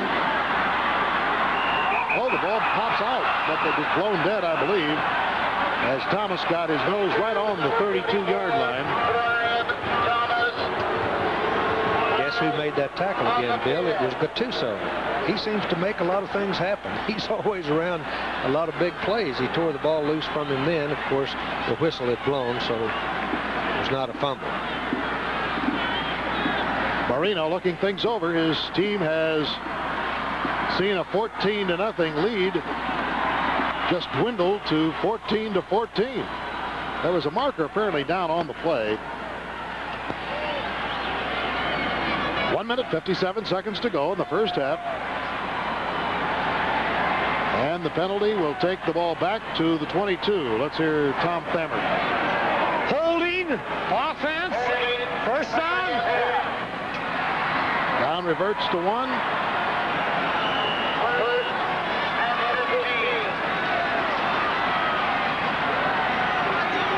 Again, they go to Thomas on the pitch. Spun out of bounds.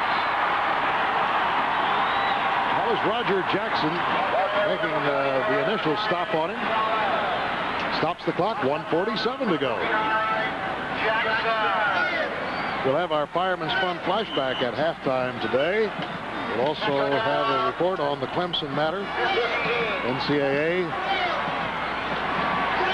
doing an investigation into the football program there, and it'll be explored a little more in detail at halftime. 1:47 to go. In the first half, it's 14-all. Ball is thrown way over the head of Dwight Collins as Hamilton was right behind him, and Marino saw that. He knows it's a dangerous area because that open lane is right to the end zone, so he just fired it high. Yes, it is cold today. Not apparent on the screen, but it is a rather raw day, temperature in the lower 30s, but fortunately there's been no really noticeable precipitation. Heavy rains the other night were the things that caused those splotches on the field because the tarpaulin blew off 50-mile-an-hour wind. Marino. Down the side he goes. It is incomplete, almost intercepted. Sprawling to the ground was Mark Robinson, who's already caught a deflected pass today. And that brings up a 4th down. Marino is 0 for 6 in his last throws. So Dave Hepler has gone in to do the punting. His first punt and only punt was 46 yards. This is almost going to be blocked. Oh, what a job he did in getting that ball away. And it's touched by Penn State and covered by Pitt. What an unusual play, and Hepler is hurt. The blitz was on. He saw he couldn't kick the ball. He wisely went to his left. Had he run it, he would have been destroyed.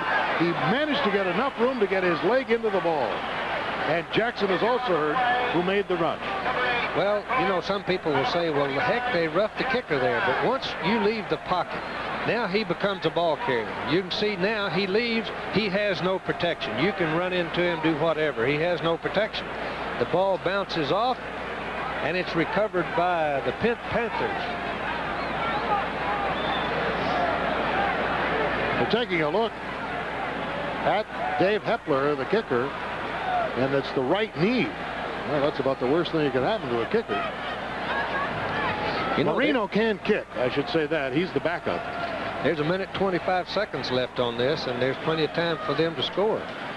Well, you can see he gets a tremendous blow. He probably has his leg planted. Oh, he comes right across the leg.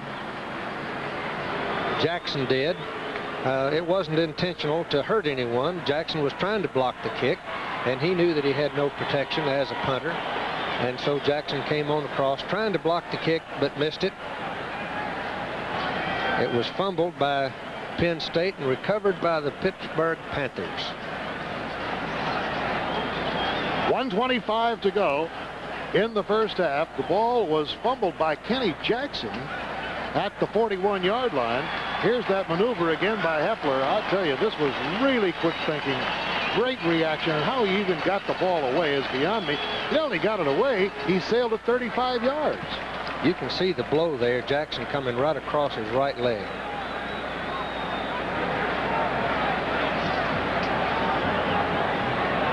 Pat McQuaid was the man who gets credit for recovering the fumble, number 14 for Pitt. So we have a minute and 25 seconds to go in this first half. The score is tied at 14-all. Hepler, the punter, helped off the field, but Pitt has the ball after getting it on the fumble recovery. So here we go, the tie ball game. Marino looks over a three-man front. Now it becomes a 4. No pressure. He's got Bill Wallace for a first down at the 23-yard line. Bill Wallace playing in place of Julius Dawkins, who was shaken up on a previous play, now without a huddle. Marino looks to the side. Shouts out the signals. 1st and 10 on the 23. Clock moving, 1:14. Over the middle. He's got Brian Thomas, skids to a stop at the 15-yard line. Jackie Sherrill doesn't know it's cold. He wants a timeout. I think he does with a minute to go. West now and counting. Tight end moves in. John Brown. Marino goes over the middle. Thomas at the 5. 1st and goal to go, but there's a marker back on the 14-yard line. It may have been that the team did not get set. Somebody may have moved on the offensive line. The tight end, who was out at a flank position, Brown, moved back into a tight position. Personal foul. Personal foul is called. Targeted Chet Parlavecchio. That's no ordinary 5-yard penalty, if that signal is the one that is correct. Marino comes over to talk to Sherrill. What it is, moves the ball all the way back to the 27-yard line. Let's listen. Personal foul. Offense. 2nd down. 47 seconds. It's 2nd down. The ball is on the 28-yard line. And time here is called by Pittsburgh with a score 14-14. One of those portable heaters down there that really is necessary on a day like today. Especially when you don't have anything covering your legs up. Maybe we can get a report from the sideline. They have put Hepler in a wheelchair on the sideline, and they are, I believe, going to wheel him into the locker room and x-ray that leg. He's right at the 50-yard marker as the wheelchair comes over and will come on this side at the track at the 50-yard line. Going over some cords. There he is. Now they may be concerned about a break. So Dave Hepler, I believe, is going to be out of action for the day, and that means the punting chores will fall to Dan Marino. Well, give credit to Hepler. I'll tell you this, he really did a fantastic job of avoiding the block kick and getting the ball away, which subsequently caused Pittsburgh to get it back after the fumble on the catch. 47 seconds to go. And the draw play works to Wayne DiBartola to the 17-yard line before Rich D'Amico brings him down, and there is Greg Gattuso who came up with the ball, but I believe it had been blown dead.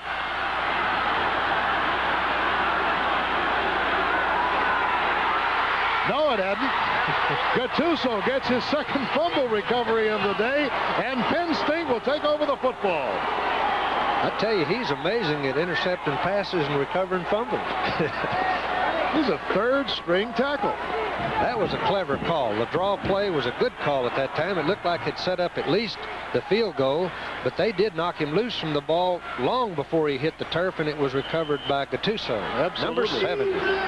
He was knocked loose from the ball legitimately, no doubt about it. Second fumble recovery for Gattuso, who had a pass interception to thwart Notre Dame last week at the end of the game. The stutter step by Kurt Warner puts him up to the 23-yard line. Sal Sunseri, number 66, I think you'll find down there somewhere close to the bottom. Clock moving, 25 seconds to go. It's been a great ball game so far. It started out like it was going to be a romp for the Panthers. They had a 14-0 lead, but the Nittany Lions have kept chewing away. And now it's all tied with 13 seconds and the clock moving. Backs go split, Meade on the right, Warner on the left. Out to Warner. Nice inside cut. Has the first down, but time is going to run out here in the first half. And just listen to this roar coming up from both sides. Brother, this is really a college football game that everybody appreciates.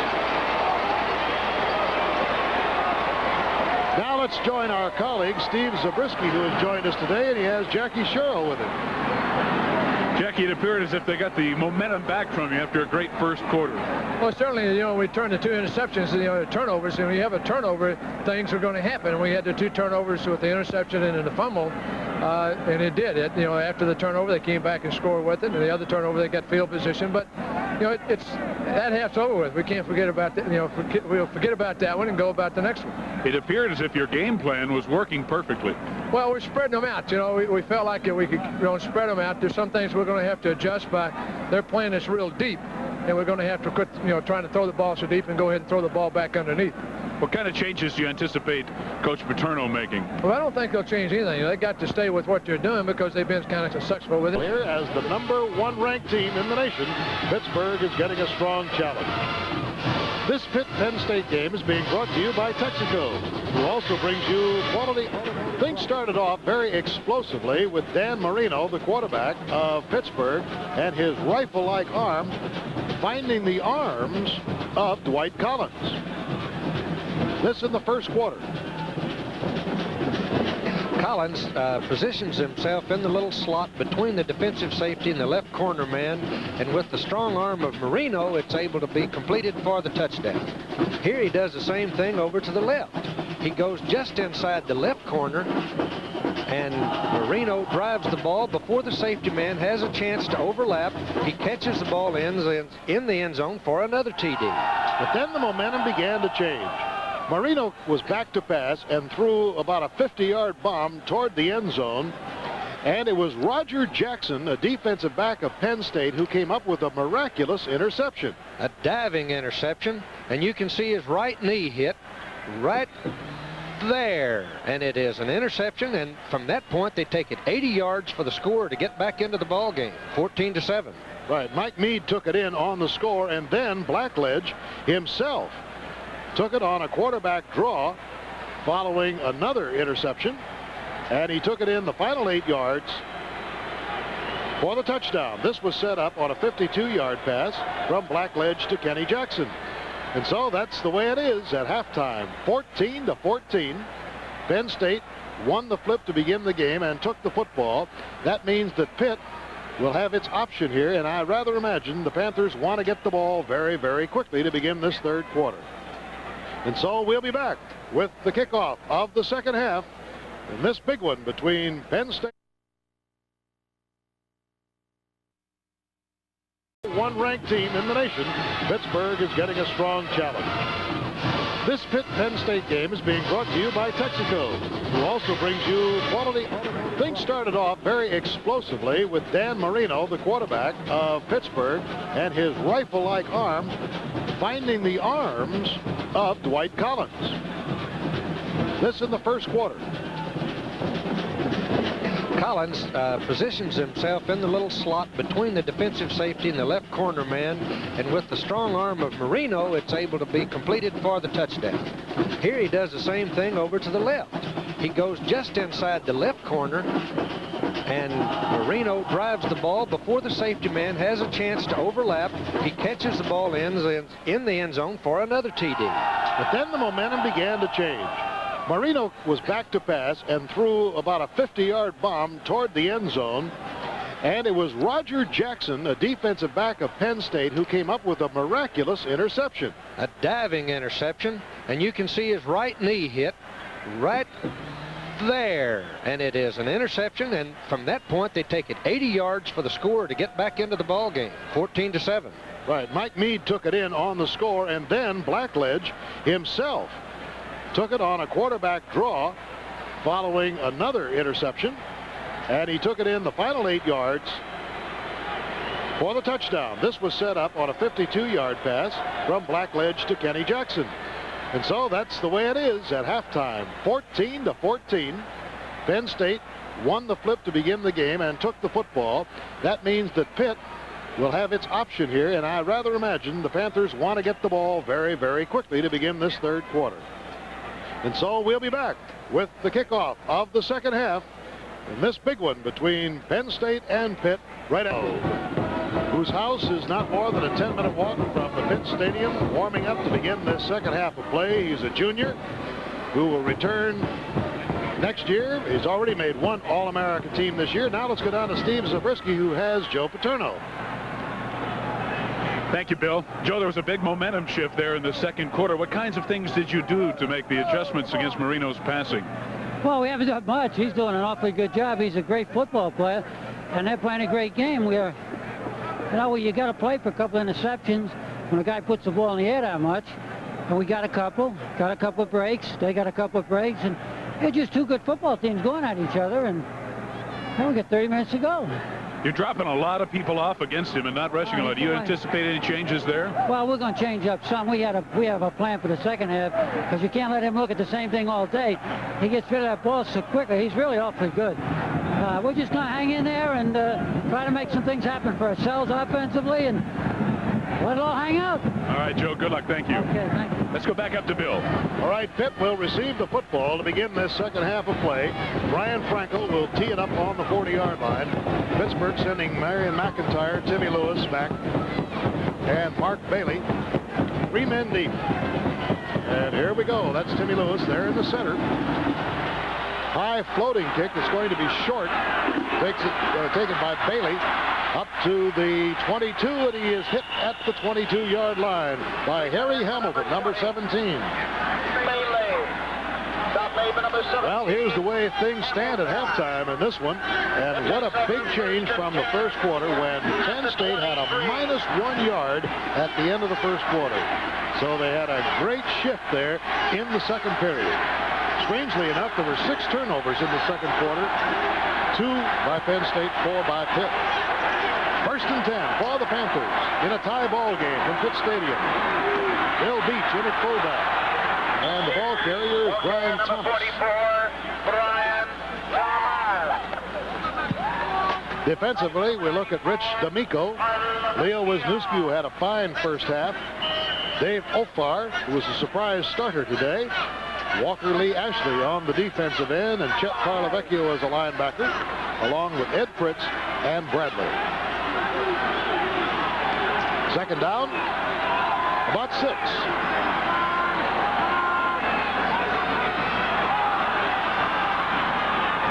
Marino on one of his unusual rollouts hits Dwight Collins. Usually he's a straight drop-back passer, and I'd rather imagine that the offensive strategy was formed in there, anticipating what Paterno would do.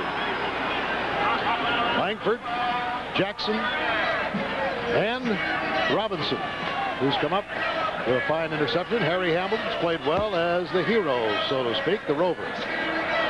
First down on the 44-yard line.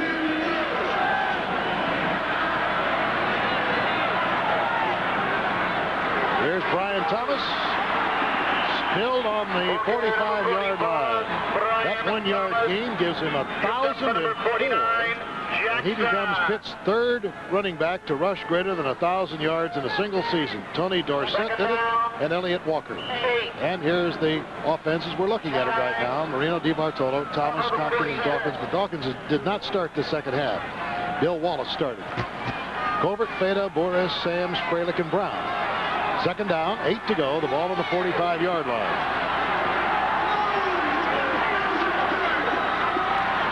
On the counter play, Bill Beach fumbles the ball. It's covered by Penn State at the 44-yard line as Parlavecchio comes up with the football.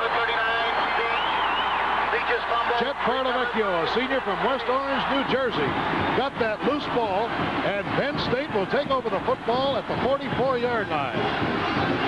Turnover's been a big part of this ball game. It wasn't a hard hit. It wasn't what you'd call a real jarring tackle, but he grabbed the ball. You can see him strip the ball just as he ran by him, and it was stripped. Parlavecchio came up with the fumble, and now Penn State has the ball with fairly good field position.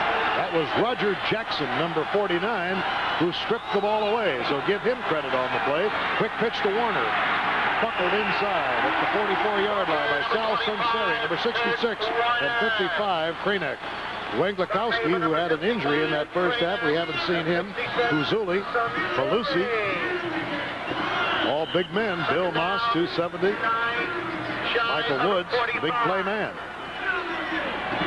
Sal Sunseri, along with Krenek, are the linebackers. Sunseri, the leading tackler. Krenek, number 2. Second down, 9 to go. 12:42 to go in the third quarter. It's all tied at 14 apiece. Pitt and Penn State. Here's Blackledge, flushed out of the pocket. He gets over midfield and is hit at the 43-yard line by Krenek, and that will be a first down. Defensive secondary, we have Pappy Thomas, Timmy Lewis, Dan Short, Pete for short, and Tom Flynn, who was hurt also in that first half. Most of these fellas just shrug off those little injuries because Flynn is back in there. First and 10 on the 42-yard line. The Nittany Lions have scored 14 points after being down by 14. Kenny Jackson in motion. Here's Blackledge from midfield down the sidelines. Jackson's there, has the ball, does a pirouette, goes around his man, goes in to score. What a move by Kenny Jackson, and the Nittany Lions take the lead.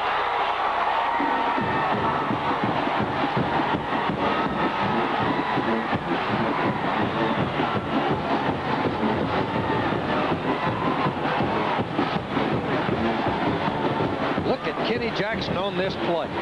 The ball is laid in there perfectly. He catches the ball. He steps almost out of bounds, but not quite. He does a complete circle, runs back into the end zone, and it's so long, it's been good to know. Here's Brian Franco putting it up, and Penn State has scored its 21st point unanswered. 11 minutes, 54 seconds to go in the third quarter. And the Nittany Lions options today for 113 yards and a touchdown. And I'll tell you this young sophomore from South River, New Jersey, may never have a better one than that one he just scored. The one that gave him more of a thrill. Timmy Lewis blocked at the 20. Gets it up to the 27-yard line before Harry Hamilton, number 17, brings him down. Let's take another look at that spectacular 42-yard touchdown bomb. Again, repeating, the ball was well thrown by Blackledge. He was rushed quite a bit. But watch Kenny Jackson here. What a clever runner. He was a running back in high school. Matter of fact, he started out as a running back at Penn State before they put him out to flanker. Blackledge is 9 out of 16 for 169 yards. Julius Dawkins has gone back in the lineup as a split end in the Pitt offense. Number 80, top of your screen. Marino again on the running pass. Throws it low for Brian Thomas. Now that's a bit, again, a bit of change in strategy. he's been a drop-back passer. Well, they've got two split receivers out there, and it's causing their ends to drop off, their linebacker to drop off, and the tackle has to contain it. And Wisniewski is trying to contain from the tackle position, and that's hard to do because Marino does have some good speed, and he's going to have good protection every time he sprints out and throws that particular route. I don't see how they're going to put any pressure on him at all. Second down. Handoff goes nowhere to DiBartolo. He was met just at the instant when he got the ball by Wisniewski and D'Amico. Number 69 is Wisniewski. Matt Bradley in on the stop, number 86.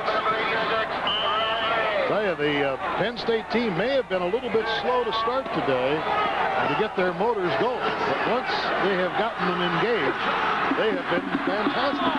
The Lions have scored 21 points after being down 14-0. Third down and 11.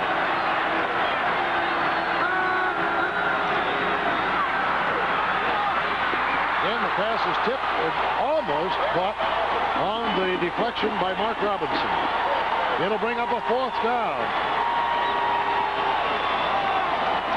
Anthony Reccia has gone in the lineup, and this will be his first punt of the season. They're not going to let Marino get back there.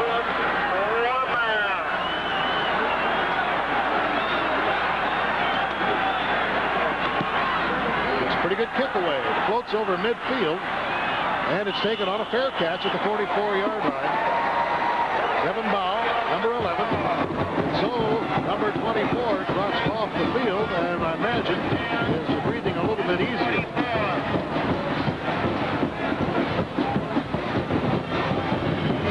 First and 10. Ball on the 44-yard line of the Nittany Lions, and they're out in front, 21-14. We have 10 minutes and 50 seconds to go in the third quarter.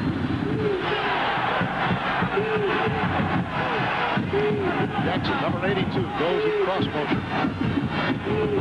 Hand off to Kurt Warner. He's pounced on from behind by Bill Moss, number 71, and underneath is Prenack.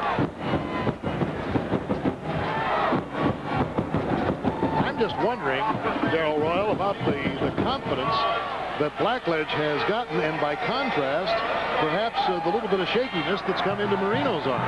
You know what? His arm does look a little shaky. He had a receiver wide open on that sprint out and threw the ball into the turf. He was very upset with that one. He was disgusted with himself. Second down and 8. Ball on the 46-yard line of the Nittany Lions, and they're leading by 7. Double handoff, and it's Kenny Jackson. Gallops over midfield and really has put a stop on him by Pappy Thomas. Pappy wants to make sure they mark it exactly where he hit it. Pappy said, don't move that ball forward. He did make a good lick for an open field tackle because that Kenny Jackson has got some moves. We just witnessed that he can move. Tricky little ball carrier. It's going to be a matter of inches here. Don't forget, following this game, it's Auburn and Alabama. Will Bear Bryant get 315 victories to surpass Amos Alonzo Stagg's record? Well, stay tuned, because it'll be on this afternoon at 3:45 Eastern Time. I talked to Bear and told him that when that time came, I was going to be in the stadium. I was going to be there when it happened, if I could possibly make it. Obviously, I can't get there from Pittsburgh. Third down and inches. Joe Paterno must be inwardly very pleased, although you would never know it. Joe never really changes any expression at all. That's why I was so surprised, really, when the ball game began. He came out there like a 17-year-old youngster, kicking his heels together, jumping up and down. That's about the most emotion I've ever seen Joe display. Right now, his team is out in front by 7 over the number 1 ranked team in the nation, the Panthers of Pitt.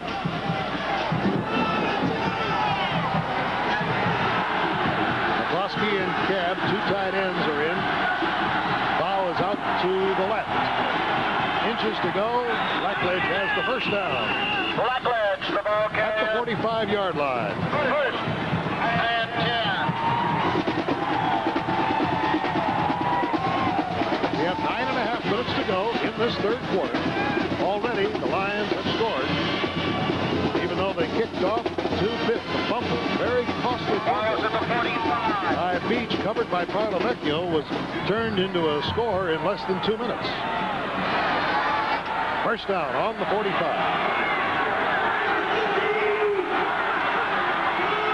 Here's Blackleg. Time to throw.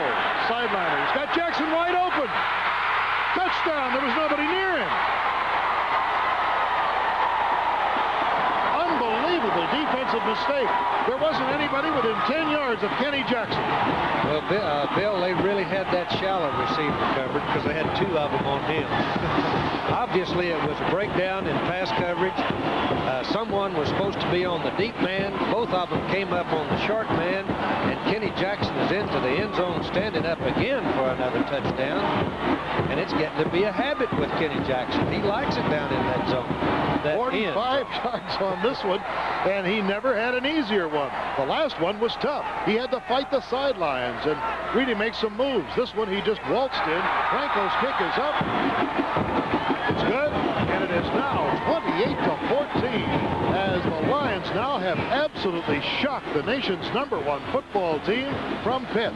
9:07 to go in the third quarter, so there's still plenty of time. You were the recipient of 2 long touchdown passes to carry your team out in front by 14. Ball is bobbled in the end zone by Tim Lewis. He scrambles out of there and manages to get it back just about to the 20. Let's take another look at this touchdown and what had to be a breakdown on defense. Well, there was a breakdown because 2 men came up to cover the shallow zone. He was wide open as a butcher knife, but he makes an excellent catch. He catches it pretty much off of his shins there, reaches out, has excellent hands, caught the football. Another TD. That only took 1 minute and 44 seconds. The previous touchdown, once Penn State got its hands on the ball, took 1 minute and 21. So this is indeed a very explosive offense. Marino throws it out to Brian Thomas, and he's out of bounds at the 26. There's that route again, Bill, where they're sprinting out to the right, and the tackle just simply can't get up and put any pressure on the passer. If the linebacker doesn't drop off, if he comes up to rush Marino, then he'll dump the pass over there. So they've got them both ways. I think that's a good thing they're running right now. Here's Brian Thomas. Getting it up to about the 26-yard line. Roger Jackson puts the clamps on him there. Roger says, Kenny, you take them on offense, I'll take them on defense. You know, it's just, this has been, I think, typical of the topsy-turvy year we've had in all of college football. I mean, here's the #1 team in the nation going out to a 14-point lead. Looked like it was going to be a waltz this afternoon.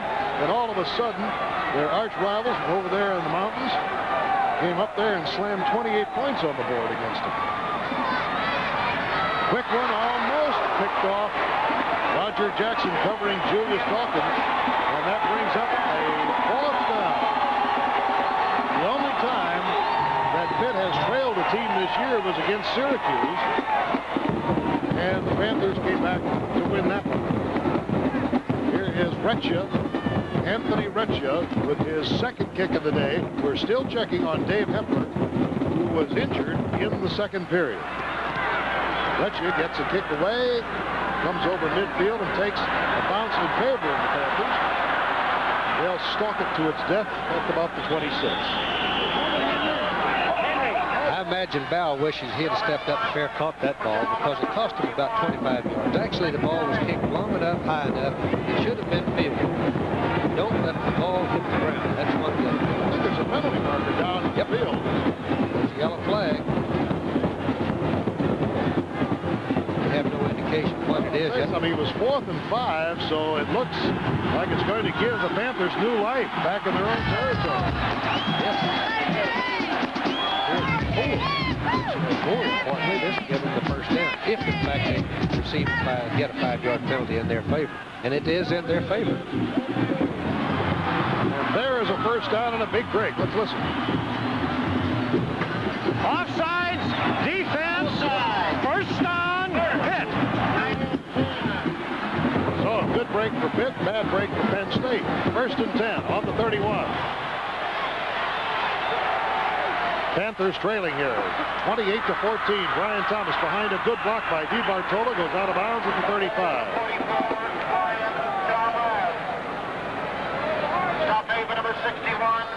There is the story of the third quarter, 7:58 to go. So time really is not a factor at all, especially when you have somebody like Marino in the lineup. But I'll tell you, this matchup between Blackledge and Marino today has been something to behold.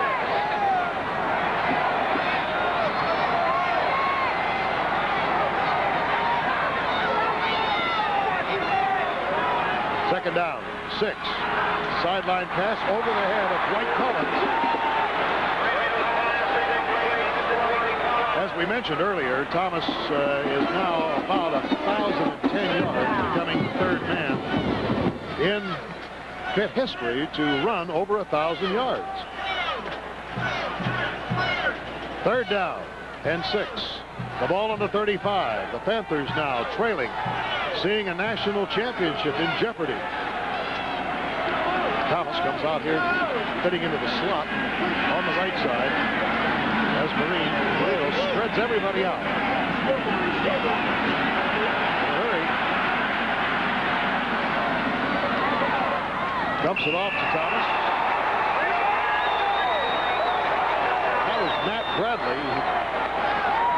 Had him in a hug there on the out-of-bounds line.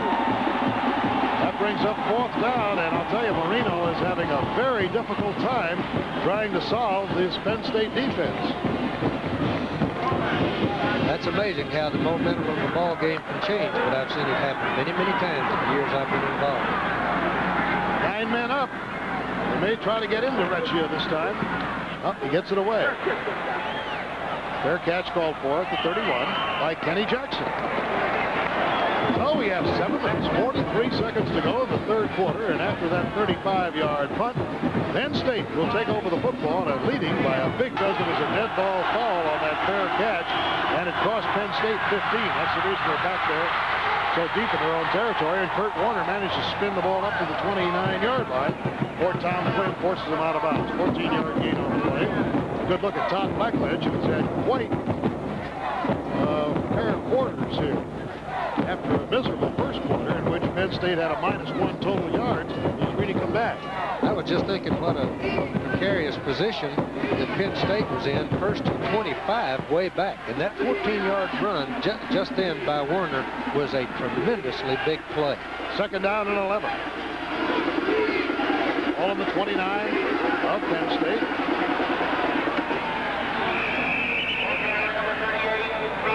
Mike Meade, number 38. The ball carrier. Again, we can't emphasize enough, you've got more entertainment in store in college football following this game. Auburn and Alabama tangling in one of the great rivalries of college football, and I don't know, I'm just guessing that if Bear Bryant had to notch number 315, he'd like most of all to do it against Auburn. That's that backyard brawl just like we have going on right here. You can bet that's the game he'd like to do it for. Third down and 6. The Nittany Lions are out in front of the top-ranked Panthers by 14. Blackledge throws it high to the sidelines and out of bounds. It'll be 4th down. Took a pretty good shot, too. Mazzulli was in there to rush him hard, so he just threw the ball way over there by Joe Paterno. Ralph Giacomero has gone in to do the punting. Tom Flynn is the deep man back. Troy Hill, number 22, will be right in front of him. There's Flynn, 5.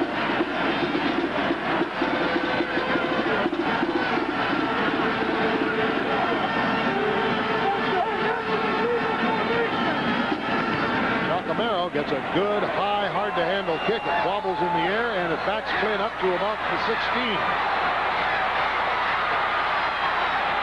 Out of bounds at the 21. 49-yard boot by Giacomero. And they will mark the ball very close to the 24-yard line. So Pittsburgh will go on the attack. Clock showing 6:36 to go in the third quarter. Penn State out in front 28-14. And in case you did join us late, and we hope we are not too repetitive today, but we realize Pittsburgh started off with a 14-0 lead in the first quarter. Since that time, Penn State has scored 28 points, 14 in the second period, 14 here in the third. A draw to DiBartolo. Gets it over the 30-yard line. Pat Bradley, number 86, on the stop with Chet Parlavecchio. Number 77 was Ron Sams, getting up limping. 269-pound junior right guard, and he'll be replaced by Paul Dunn, number 61. Boy, Sams must have a muscle spasm there. That's usually what causes you to collapse and cave in agony.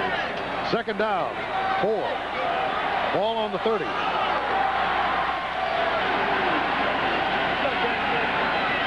Plenty of time. Reno goes down to Collins at midfield. He goes to the 39-yard line before Mark Robinson somersaults him to the ground. 31 yards, and that's about the first thing the Panthers have had to cheer about in better than 20 minutes of football. You know, it's been amazing that he hasn't been able to get anything going since they got a 14-0 lead. But you just can't keep a guy like Marino down forever. And they gave him far too much time on this particular play. He will find somebody open, and watch how quickly he delivers that ball to Dwight Collins. They're down in good territory now.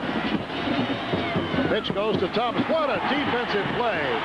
Matt Bradley, number 86, came storming through there and dropped Thomas for about a 5-yard loss. Matt Bradley, a junior from Johnstown.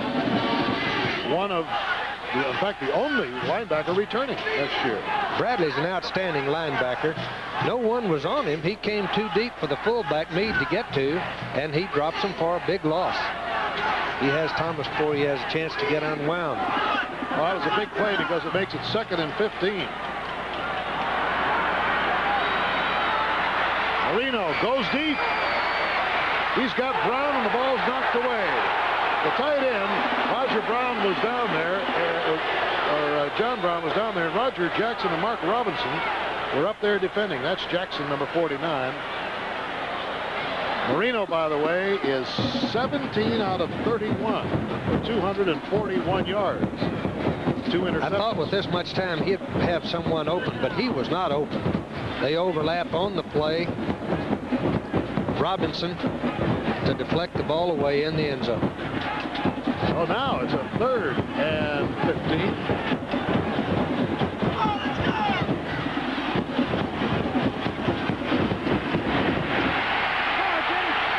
Marino off the fingertips of John Brown, the tight end. It'll be 4th down. That pass defense was caused by Ashley. Ashley was in there to put heat on Marino, and he never was able to get on any kind of balance to throw the football. Walker Lee Ashley made a tremendous defensive play. 60,260 fans. A new modern-day record. Not since 1938 have they put more people in here. This is an absolute record since the war. And now Marino will drop back. Now, many times he will kick from that shotgun formation, but I think his options are going to be open to him. Nope, he's going to kick it. High kick. This could be very good. Nope, didn't get the right spin on it. And it'll be 1st down on the 20 for the Nittany Lions. So Marino will trot off after that 44-yard boot. But he knows one thing, that he still can hit a receiver. I'm wondering at one point if he didn't say to himself, gee, have I lost it all? A lot of football action coming up. The Division III championship. That'll be the Amos Alonzo Stag Bowl. Phoenix City, Alabama, Palm Bowl, and then, of course, coming up later in the month of December, the Gator Bowl, first day of the new year, the Sugar Bowl, and then, of course, the Hula Bowl. Blackledge hands it off to Warner, grinds outside for 2 or 3 yards before Tim Lewis makes the stop. Good to see Kurt Warner in action again, and I'm sure this youngster from Wyoming, West Virginia, is very happy to have that hamstring apparently healed. Not 100%, but I'll tell you, I'll take about an 80% Warner any day. We have 4 minutes and 15 seconds to go in this 3rd quarter. 2nd down. Warner again tries to dance away. Cranack nails him at about the 26-yard line. Michael Woods in on the stop.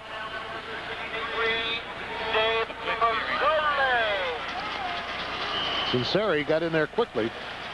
This is the reason a guy like Warner is so valuable. He was hit behind the line of scrimmage twice, was able to spin loose from him and turn a losing play into a gaining play.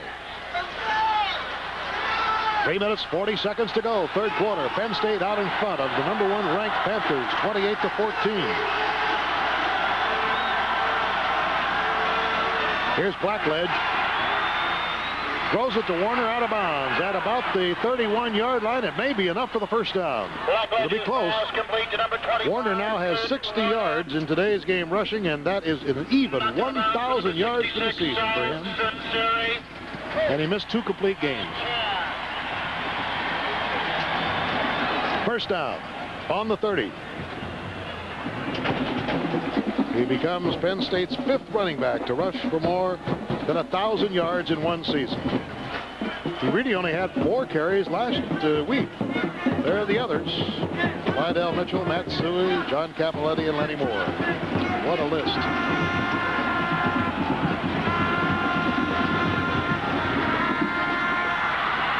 Warner tries to cut inside, but Michael Woods, number 96, is there to stop him. They plugged the hole very nicely.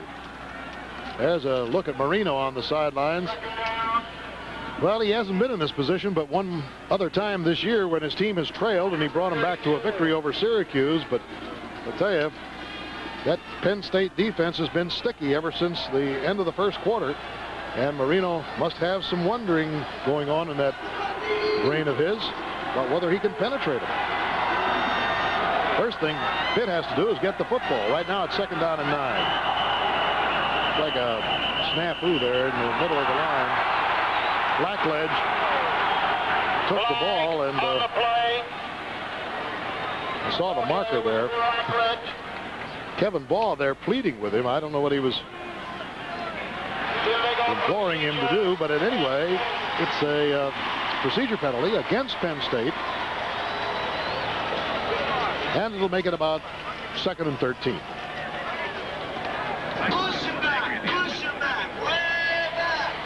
Well, we'll see if we can tell what happens there.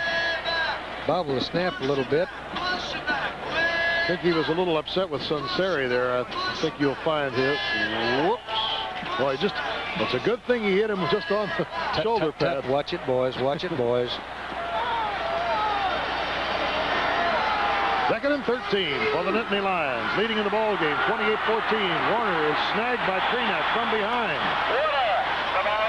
And that'll be a 3rd down and 11. Rich Cranack, the junior from Phoenixville, Pennsylvania. Well, they've got him listed as Rich twice and Rick twice, so I'm going to flip a coin and maybe call him Rick once and Rich the next time. Warner's got 65 yards today for the Lions and 15 carries. 2 minutes to go in this 3rd quarter, and the Nittany Lions are leading by 14. Big pass complete to Mike McCluskey, and he is down on the 26-yard line. 45 yards on the play.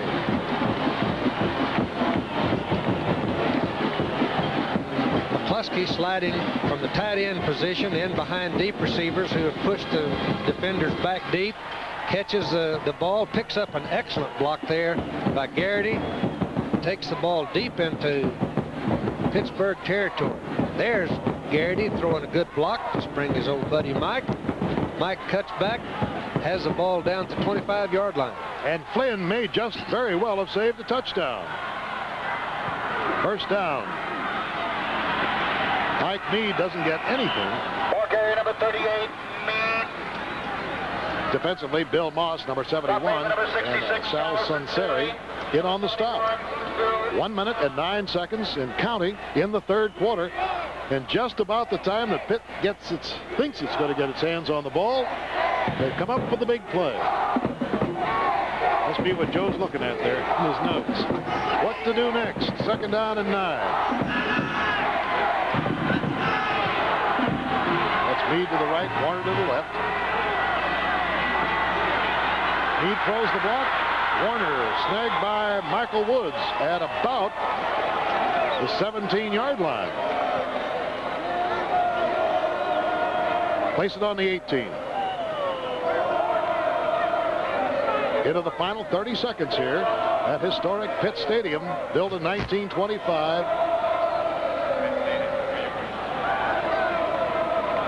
That's an interesting statistic. Coming into this game, 51 yards, leading the nation in defense against the rush.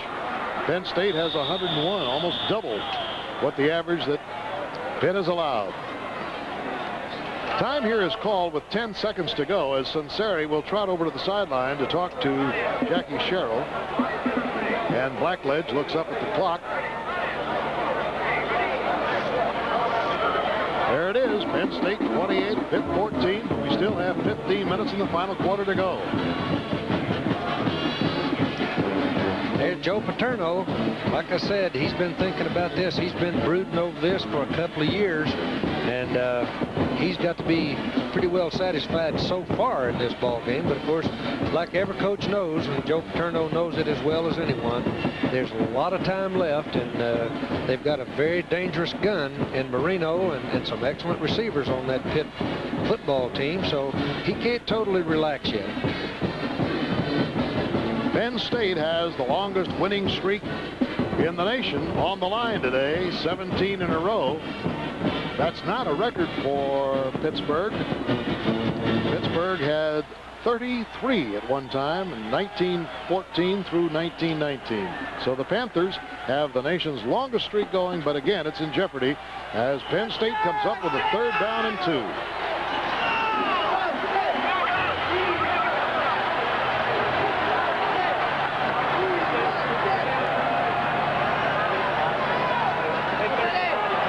Moved. Warner moved. It wasn't Meade. One of those two backs moved slightly. Meade. Was it Meade? 8 seconds on the clock, and it's going to cost the Nittany Lions a procedure of 5 yards. Bill, you were talking about the impressive 17-game win streak.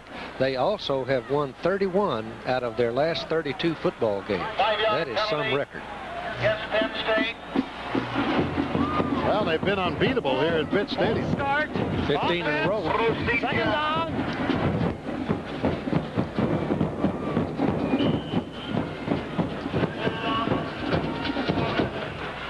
They've won 15 in a row here on their home, I can't call it soil. 3rd down and 7. Blackledge is back to pass. Looks to the sidelines, throws it too far, and it'll bring up a 4th down with 4 seconds to go. And I'm sure the reason that they did that little sideliner is because with the wind to their backs, they would like to have the benefit of the wind here in this 3rd quarter with 4 seconds to go to get a kick up there. You bet.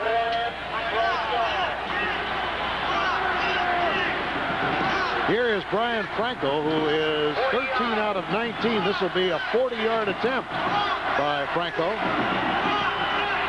He's got plenty of distance. It's good.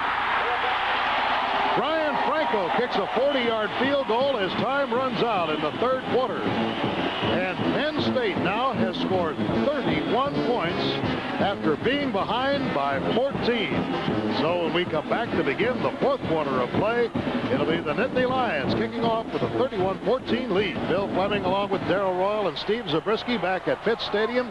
And the Panther fans have been stunned. Timmy Lewis takes the ball. And he barely gets it back to the 17-yard line. A hard driving tackle by Joe Kraus, number 23 of the specialist teams, brings him down. Well, look at the end of 3 quarters of play. Look how even the time of possession is, and really how even the football game is. If you have to look at something different, it's the turnovers. Well, turnovers are a big factor, and everything else is equal, actually. What a difference on the scoreboard, though. 31 for Penn State, 14 for Pitt. The nation's #1 team about to have that jinx Pass complete to Brian Thomas, up to not quite the 22-yard line. Ed Pritz making a stop on the play. Well, you begin to wonder, don't you, about that number 1 jinx. First it was Michigan that went down, then Notre Dame, then Southern California, then Texas, then Penn State. Now here are the Panthers trailing. Thomas out of bounds at the 24. Matt Bradley on his back. We're into the final quarter now.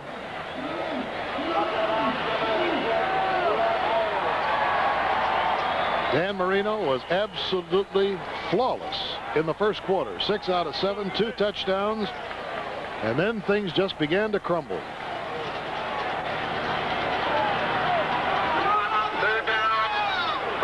Third down.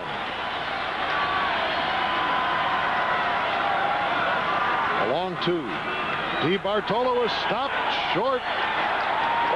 Ed Pritz bent him backwards, and Harry Hamilton came up to make the stop. Oh, and the Lions fired up. Pritz goes running off the field because that forces a punt, and Redshaw will kick. There was a man in motion, however, in the pit backfield, and this kick, which goes sideways out of bounds at the 45, is a very short kick, and there are markers all over the place. Just a 20-yard boot. I think they'll decline the penalty. I sure think so. Sure. The substitute was late getting in, and he didn't get in a set position, and therefore was illegal. We'll see, though, what they come with. I would think that the decision lies with Penn State. Yep, and they have declined it. They said we want it at the 45. First down. Illegal motion on a kicking team. Refuse. First down. 14 minutes to go in this one. And the Panthers of Pitt are trailing Penn State 31-14. This was the play by Pritz. Watch Pritz just bend him literally backwards. No wonder he was jubilant when he came off the field. On the draw, Warner scoots to the left and gets 7 before Cranack knocks him down along with Tom Flynn. Oh, he starts fast. Ball control running, and not only that, it's eating the clock up.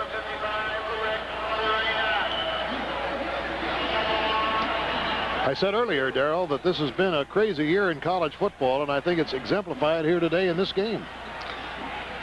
This is 2 outstanding football teams playing each other. Second down and 2.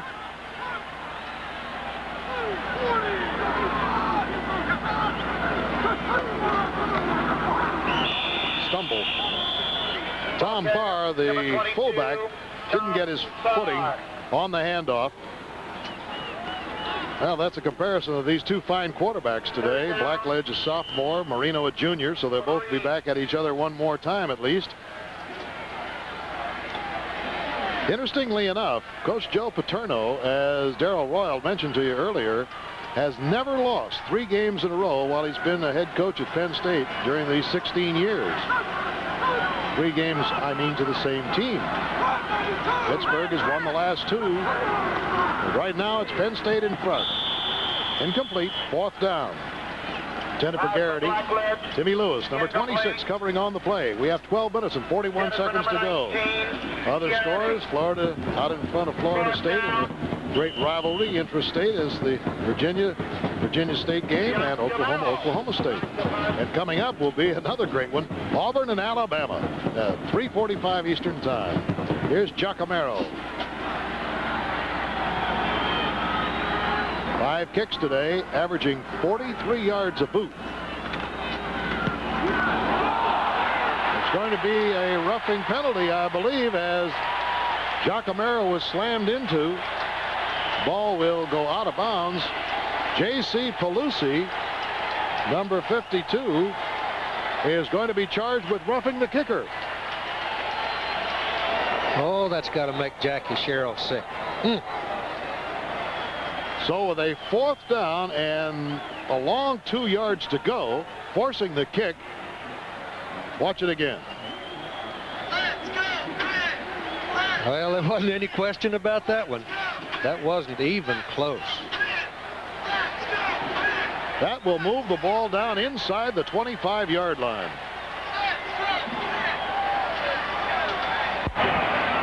Personal foul, roughing the kicker, defense, automatic first down. On the 23.5-yard line. 12.5 minutes to go. Penn State leading 31-14 over the top-ranked Panthers of Pitt, and they have the ball with a first down. Warner hit hard by Sunseri. Number 66, Sal.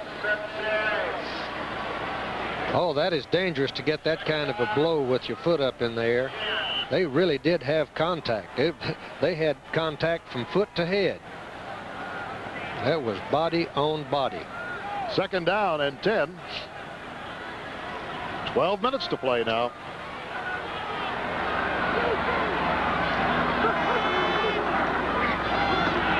Well, Warner gets something out of nothing. There wasn't really much of a more than a keyhole opening, and he still managed to stagger across the line.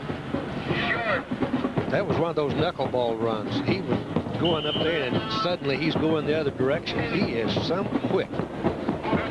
Brings up a third down.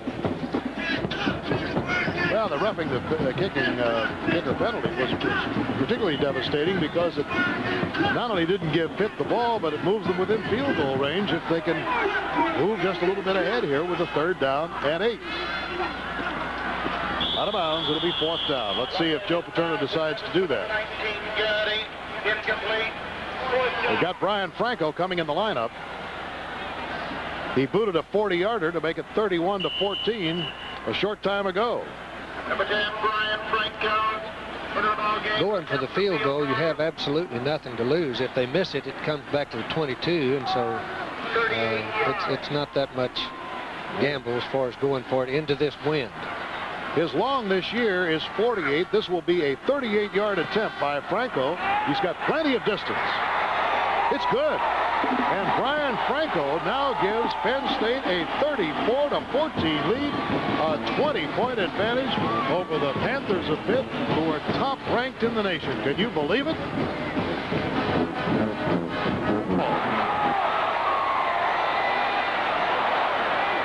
And barely gets it up to the 14-yard line. I don't know, Darrell, what's changed in this game defensively?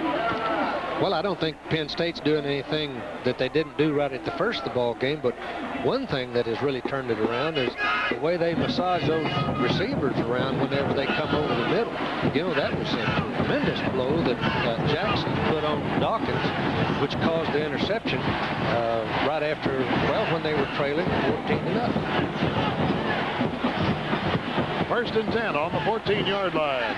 The Pitt fans exhorting their team to go. 10-0 record coming into this game, a 17-game winning streak, the 38th birthday of their coach, Jackie Sherrill, the #1 ranking in the country. What more? And they're trailing by 20. Off to DiBartola. He's got a first down. Just over the 25, but there's a marker down at the 20-yard line. To DiBartola. Flags on the play. Fritz there going to the referee. It's going to be against Pittsburgh.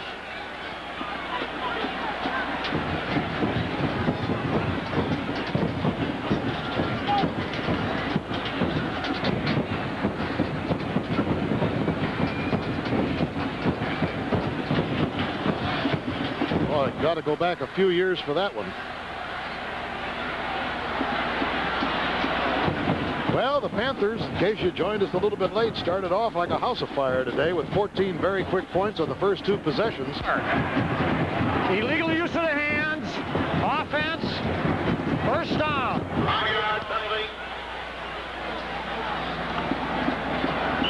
Holding.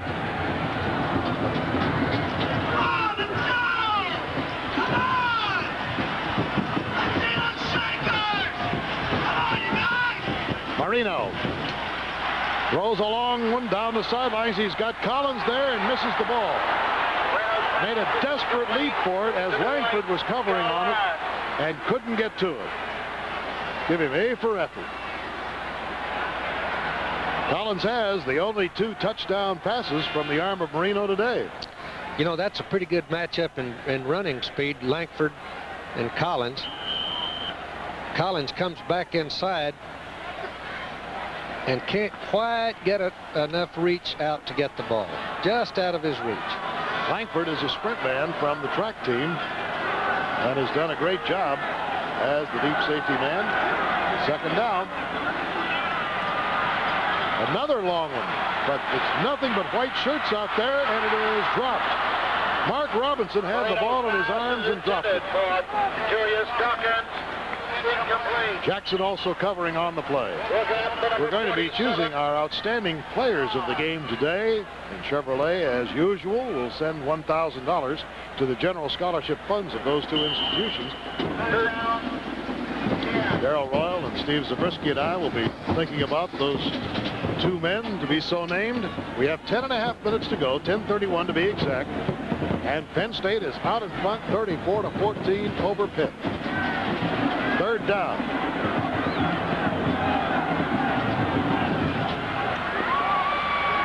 Marino has Collins, and he can't hang on to it over the middle. It brings up fourth down. And a dejected Dan Marino will trot to the sidelines, glancing at the clock. 10:25, and he has to give up the football. This pass was too high. It was out of reach of Collins. He couldn't get his hands up high enough to get that reception. Marino's a little off target from the first of the ball game, Bill. He just hadn't been able to seem to get it together. Recchia's kick will come upfield, take a Pittsburgh bounce, and right there, Kevin Bow, number 11, gets the ball, and he will give it over to Penn State. We have to find that Penn State in 1964 knocked off the nation's #1 team. How much of a football expert are you? You know who that was? Well, it was Ohio State. They beat them 27-0. Warner slashing through to the 37-yard line. Tim Lewis made the stop on him. Okay, number 20. That has been the hallmark of Penn State football this year. Slashing kind of running from Warner and Williams. Well, they get excellent blocking up front there. Farrell, Romano, Munchak. They knock a big hole in the line of scrimmage, and you know this guy Warner doesn't need a very big hole. Uh-oh. You think Sunseri was in there? By the time he turned around, Meade was flying by him.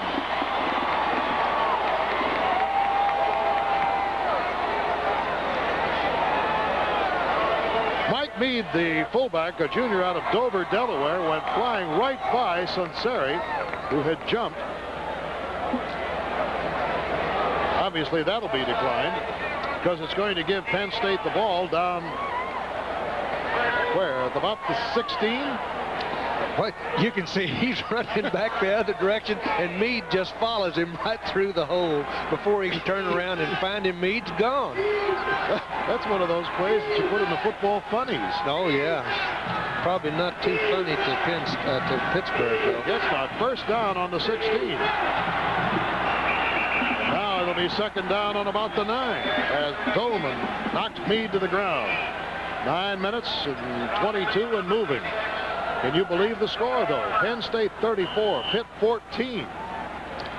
Well, you've got to give a tremendous amount of credit to Joe Paterno, and this is no accident for Paterno. You know, he's winning at a rate of 81% of his games, which is just phenomenal. Joe Paterno is one of the outstanding coaches of all times, in my opinion. Oh, is he happy? Oh, Let's go. Move the clock, he says. Come on, guys. Warner makes the cut. Fumbles the ball. It's loose. It's in the end zone, and it's covered by Penn State. Touchdown.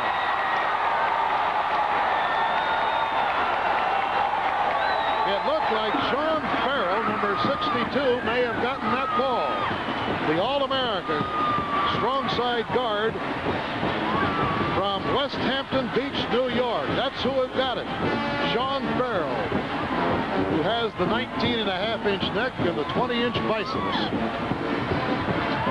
That's Conch leading the play out there, and good interference. The ball was fumbled, and who was it came up with it? Farrell. Franco's kick is squarely through. And so the Penn State Nittany Lions have 41 astounding points on the scoreboard. And Pitt has 14. Picture of Sean Farrell in one of the national sport magazines as a bouncer in a bar as he worked in the offseason with those big biceps. There's McIntyre coming back up to about the 20-yard line. And now the Pitt Panthers, #1 in the country, coming into this game with the nation's longest winning streak, with everything going for them, have fallen to the #1 jinx. There's no question about it. It would be an absolute impossibility to eat up and score 28 points in 8 minutes and 41 seconds. Of course, Marino is a magician, but I'll tell you, he would have to be almost supernatural to do this. And once again, the markers go down. I don't know, the #1 jinx. It happened to Michigan. It happened to Notre Dame. It happened to Southern California. Happened to Texas. Happened to Penn State. So Pittsburgh's in good company.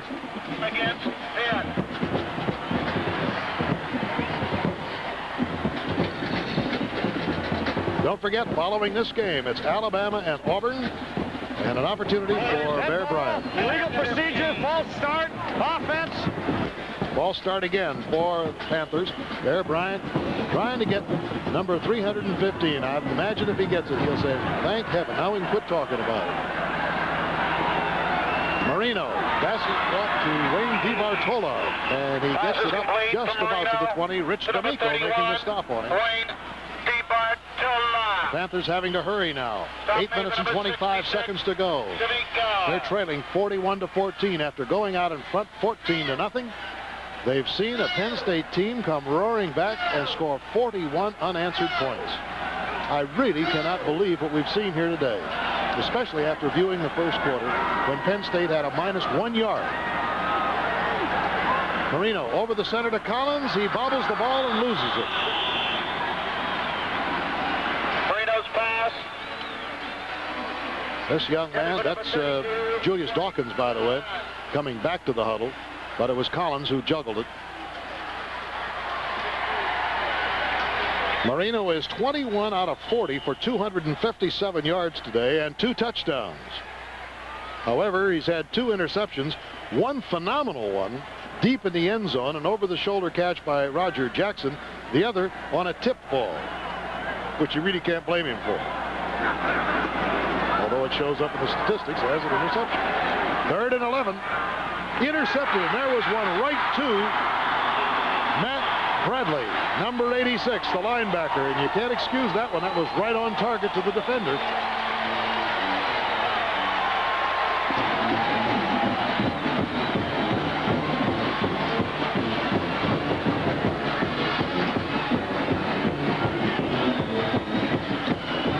What can you say?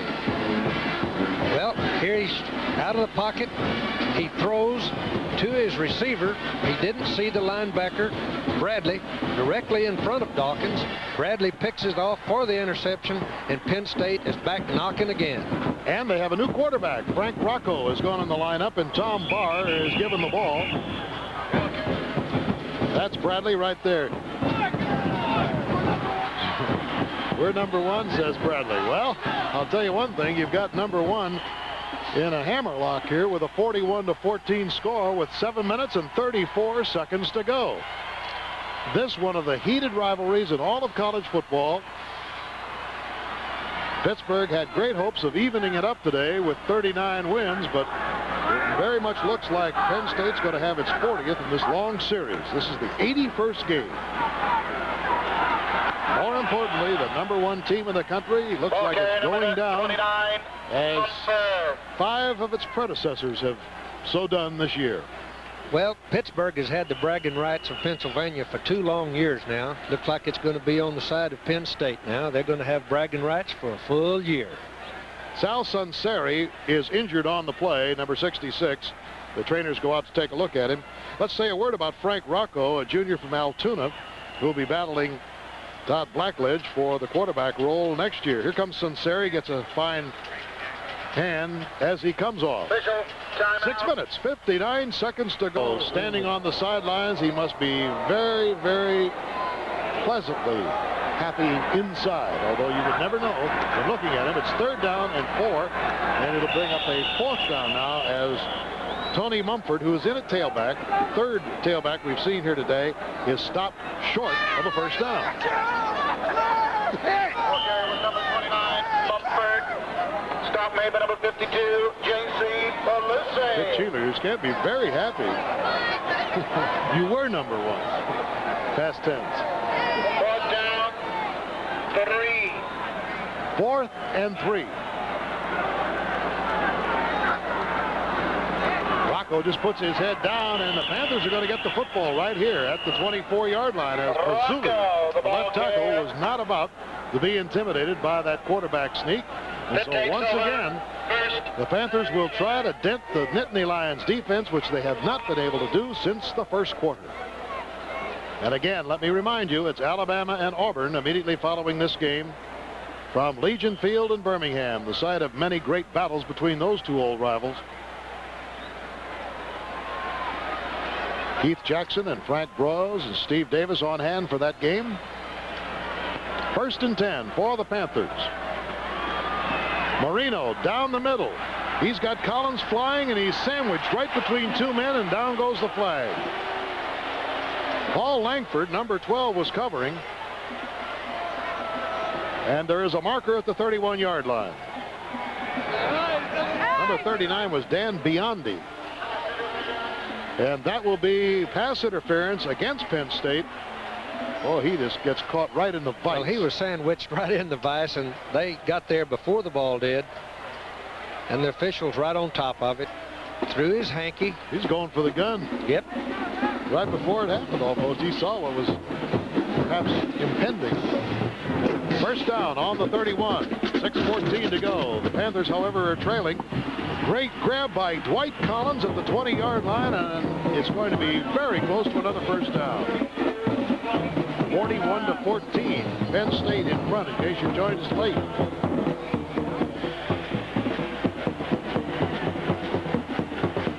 Before today's game, Pittsburgh was number 4 in the nation against scoring. A little over 9 points a game. Penn State has run up 41. Marino fires into the end zone. It is incomplete. Bill Wallace was running right on the goal line. Marino's pass is incomplete to number 25,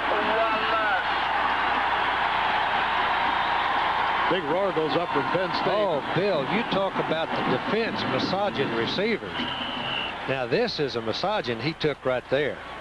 Boy, Biondi came in and caused a collision. I like the word you used, massaging. Woo!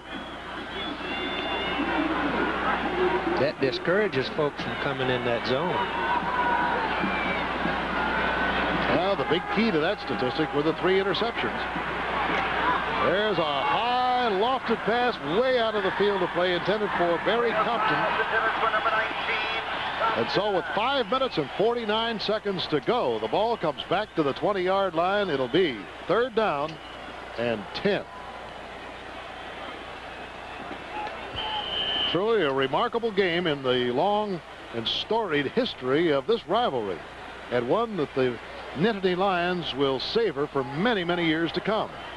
You don't get too many chances to knock off the nation's top football team late in the season like this. Marino has the pass intercepted. Stepping right in front is Mark Robinson. And he's still loose. He might go. Marino's the only man, and they can't get to him. Mark Robinson goes all the way for the score. 81 yards, and he is absolutely being mobbed.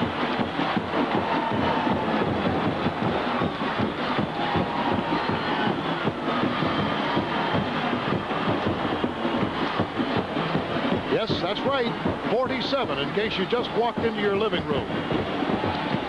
Well, I am stunned.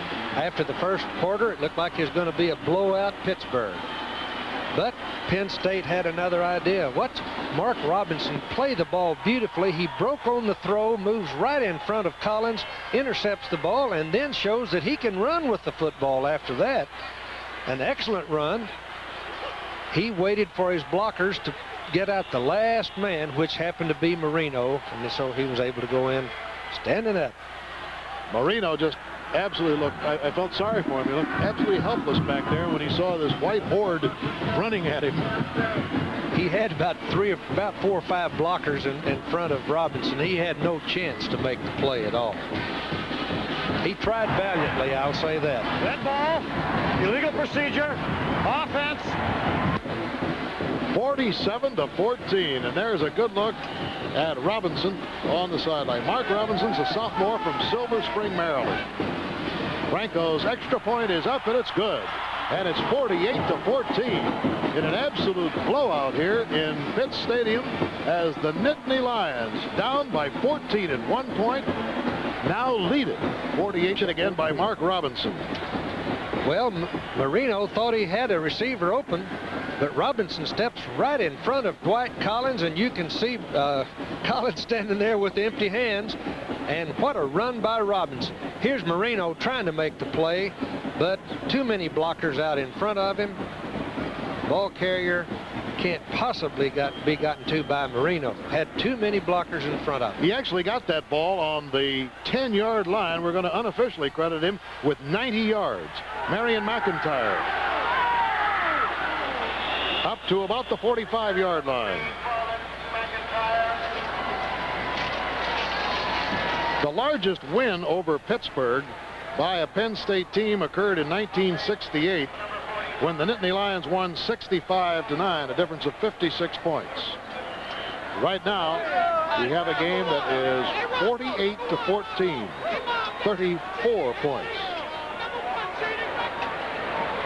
Dan Daniels has gone in at quarterback for Dan Marino.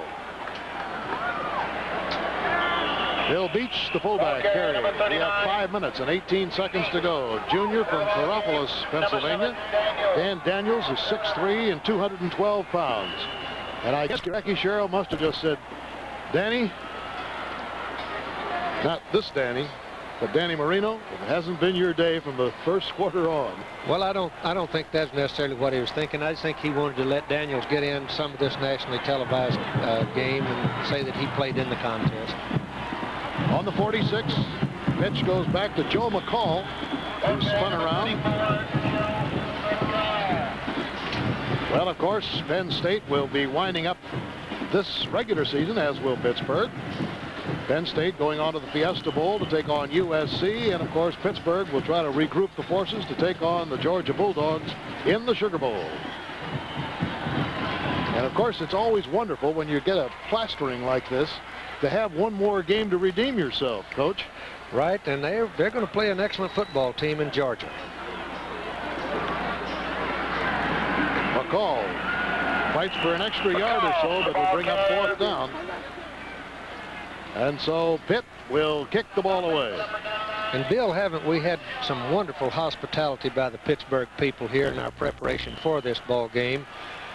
Coach Jackie Sherrill and his staff, they just couldn't do enough for us in making all the facilities available to us for our study. Give them 10 touchdowns for that.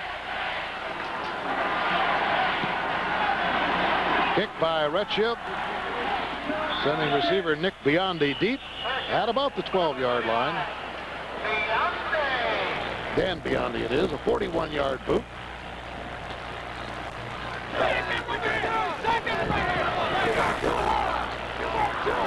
A procedure penalty against the kicking team has been called. I'm sure that will be readily accepted because that was a fairly deep punt. Penn State's most points scored this year, 52 against Cincinnati. I think if you have followed the game right from the very beginning, you're as shocked as we have been with the complete turnaround of the game. Because when you came out here and you saw a precision-like team, Pittsburgh just moving down the field, first couple of possessions looked like it's falling off a log. Illegal procedure, offense, only 6 men on the line of scrimmage. Then you saw what happened after a 14-0 lead, and you saw this Nittany Lion team just roar up and score 48 points. Retchia's kick And a fair catch again called by Dan Biondi at the 20-yard line. So even though this one is out of reach, there is more excitement to come here on ABC this afternoon. It's Alabama against Auburn. And we would like to salute our Chevrolet most valuable players of this game. Roger Jackson, cornerback of Penn State, who came up with a key interception, the first one of the ball game, deep in the end zone, and another big hit on Julius Dawkins at the goal line, which enabled Mark Robinson to come up with the football. And of course, Dwight Collins gets the award for Pittsburgh, the sophomore from Beaver Falls, and 2 touchdown passes today, 6 receptions for 112 yards. So, to Roger Jackson and to Dwight Collins in their names and to their respective institutions goes $1,000 from Chevrolet to the General Scholarship Fund of both Penn State and Pitt.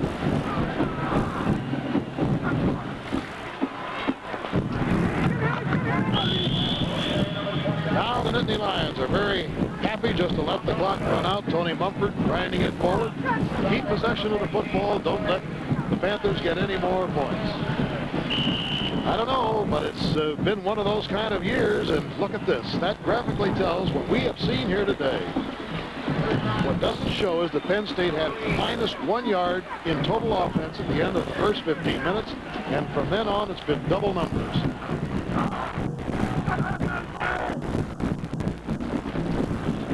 Bring up a 4th down. And maybe Pitt will try to generate something here in the closing moments. Dan Marino, a very sad young man as he looks up there. But again, I can't emphasize the fact that he's got another chance in the Sugar Bowl against Georgia. 4 interceptions. 1 was deflected. 1 was a miraculous catch in the end zone over the shoulder. And the other 2 were practically thrown right into the arms of the defenders. Giacomero back. Fair catch called for at about the 41-yard line by Bill Wallace. I'd like to remind you that on college football today, seen over most of these ABC stations, College Football 81 tomorrow will have Penn State against Pittsburgh, the highlights of this game, Texas against Texas A&M, highlights of the Alabama-Auburn game, the Notre Dame-Miami of Florida game, and the Florida State-Florida. So be with us tomorrow over most of these same stations for College Football 81. Joe McCall stopped. And the clock is moving now with 1 minute and 33 seconds to go. A dejected group of Pitt Panthers. Well, they have seen the #1 ranking crumble away from them today. No chance for a national championship. They had hoped that history would repeat itself, that they could come back like the 1976 team did and win the national title. Ball carrier number 34. National championships don't come easy, do they, Coach? I know you won 3 of them at Texas. They're extremely hard to come by, and you know, so much depends on what happens around the country, who beats who, and you've got to be a pretty lucky group to come up with one of those national championships. And it's once you get in that #1 spot, people get so high for you. They give a fanatical effort against the #1 team in the nation, and that's what Penn State has done today. As the clock ticks down into the final 30 seconds, we would like to wish a very speedy recovery to our colleague Era Parsegian, who's recovering from surgery in South Bend, Indiana. And Era, we miss you, and we certainly hope that you're back in the microphone harness real soon. You bet, Era. We hope to see you soon, pal. Take good care of yourself. And that's it. The clock will run out as Jackie Sherrill starts across the field to find Joe Paterno. I don't know how he will in that sea of people, but the clock ticks off before another play can be held, and everybody swarms out onto the field, particularly from the Penn State side. They just have a cascade of human beings out there, and I'm sure that Jackie Sherrill can't find Joe Paterno anywhere. But Joe's there, congratulating Sal Sunseri on a great effort, but I'm sure this has to be a very warm glow in the heart of Joe Paterno in this tremendous victory today, dethroning the nation's top team by the score of 48-14. Back for a final word in a minute. Steve Zabriskie at Pitt Stadium, where once again the final score of today's game, 48-14. Penn State the winner over the top-ranked Panthers of Pittsburgh. Stay tuned next for the second half of our NCAA college doubleheader. The 4th-ranked Crimson Tide of Alabama against the Tigers of Auburn. Travel arrangements made through and a promotional fee paid by United Airlines. United flies more people to Hawaii than any other airline. That's what the friendly skies are all about. The friendly grounds were not here today for Pittsburgh. They lost a big one. This has been a presentation of ABC Sports. Incredible.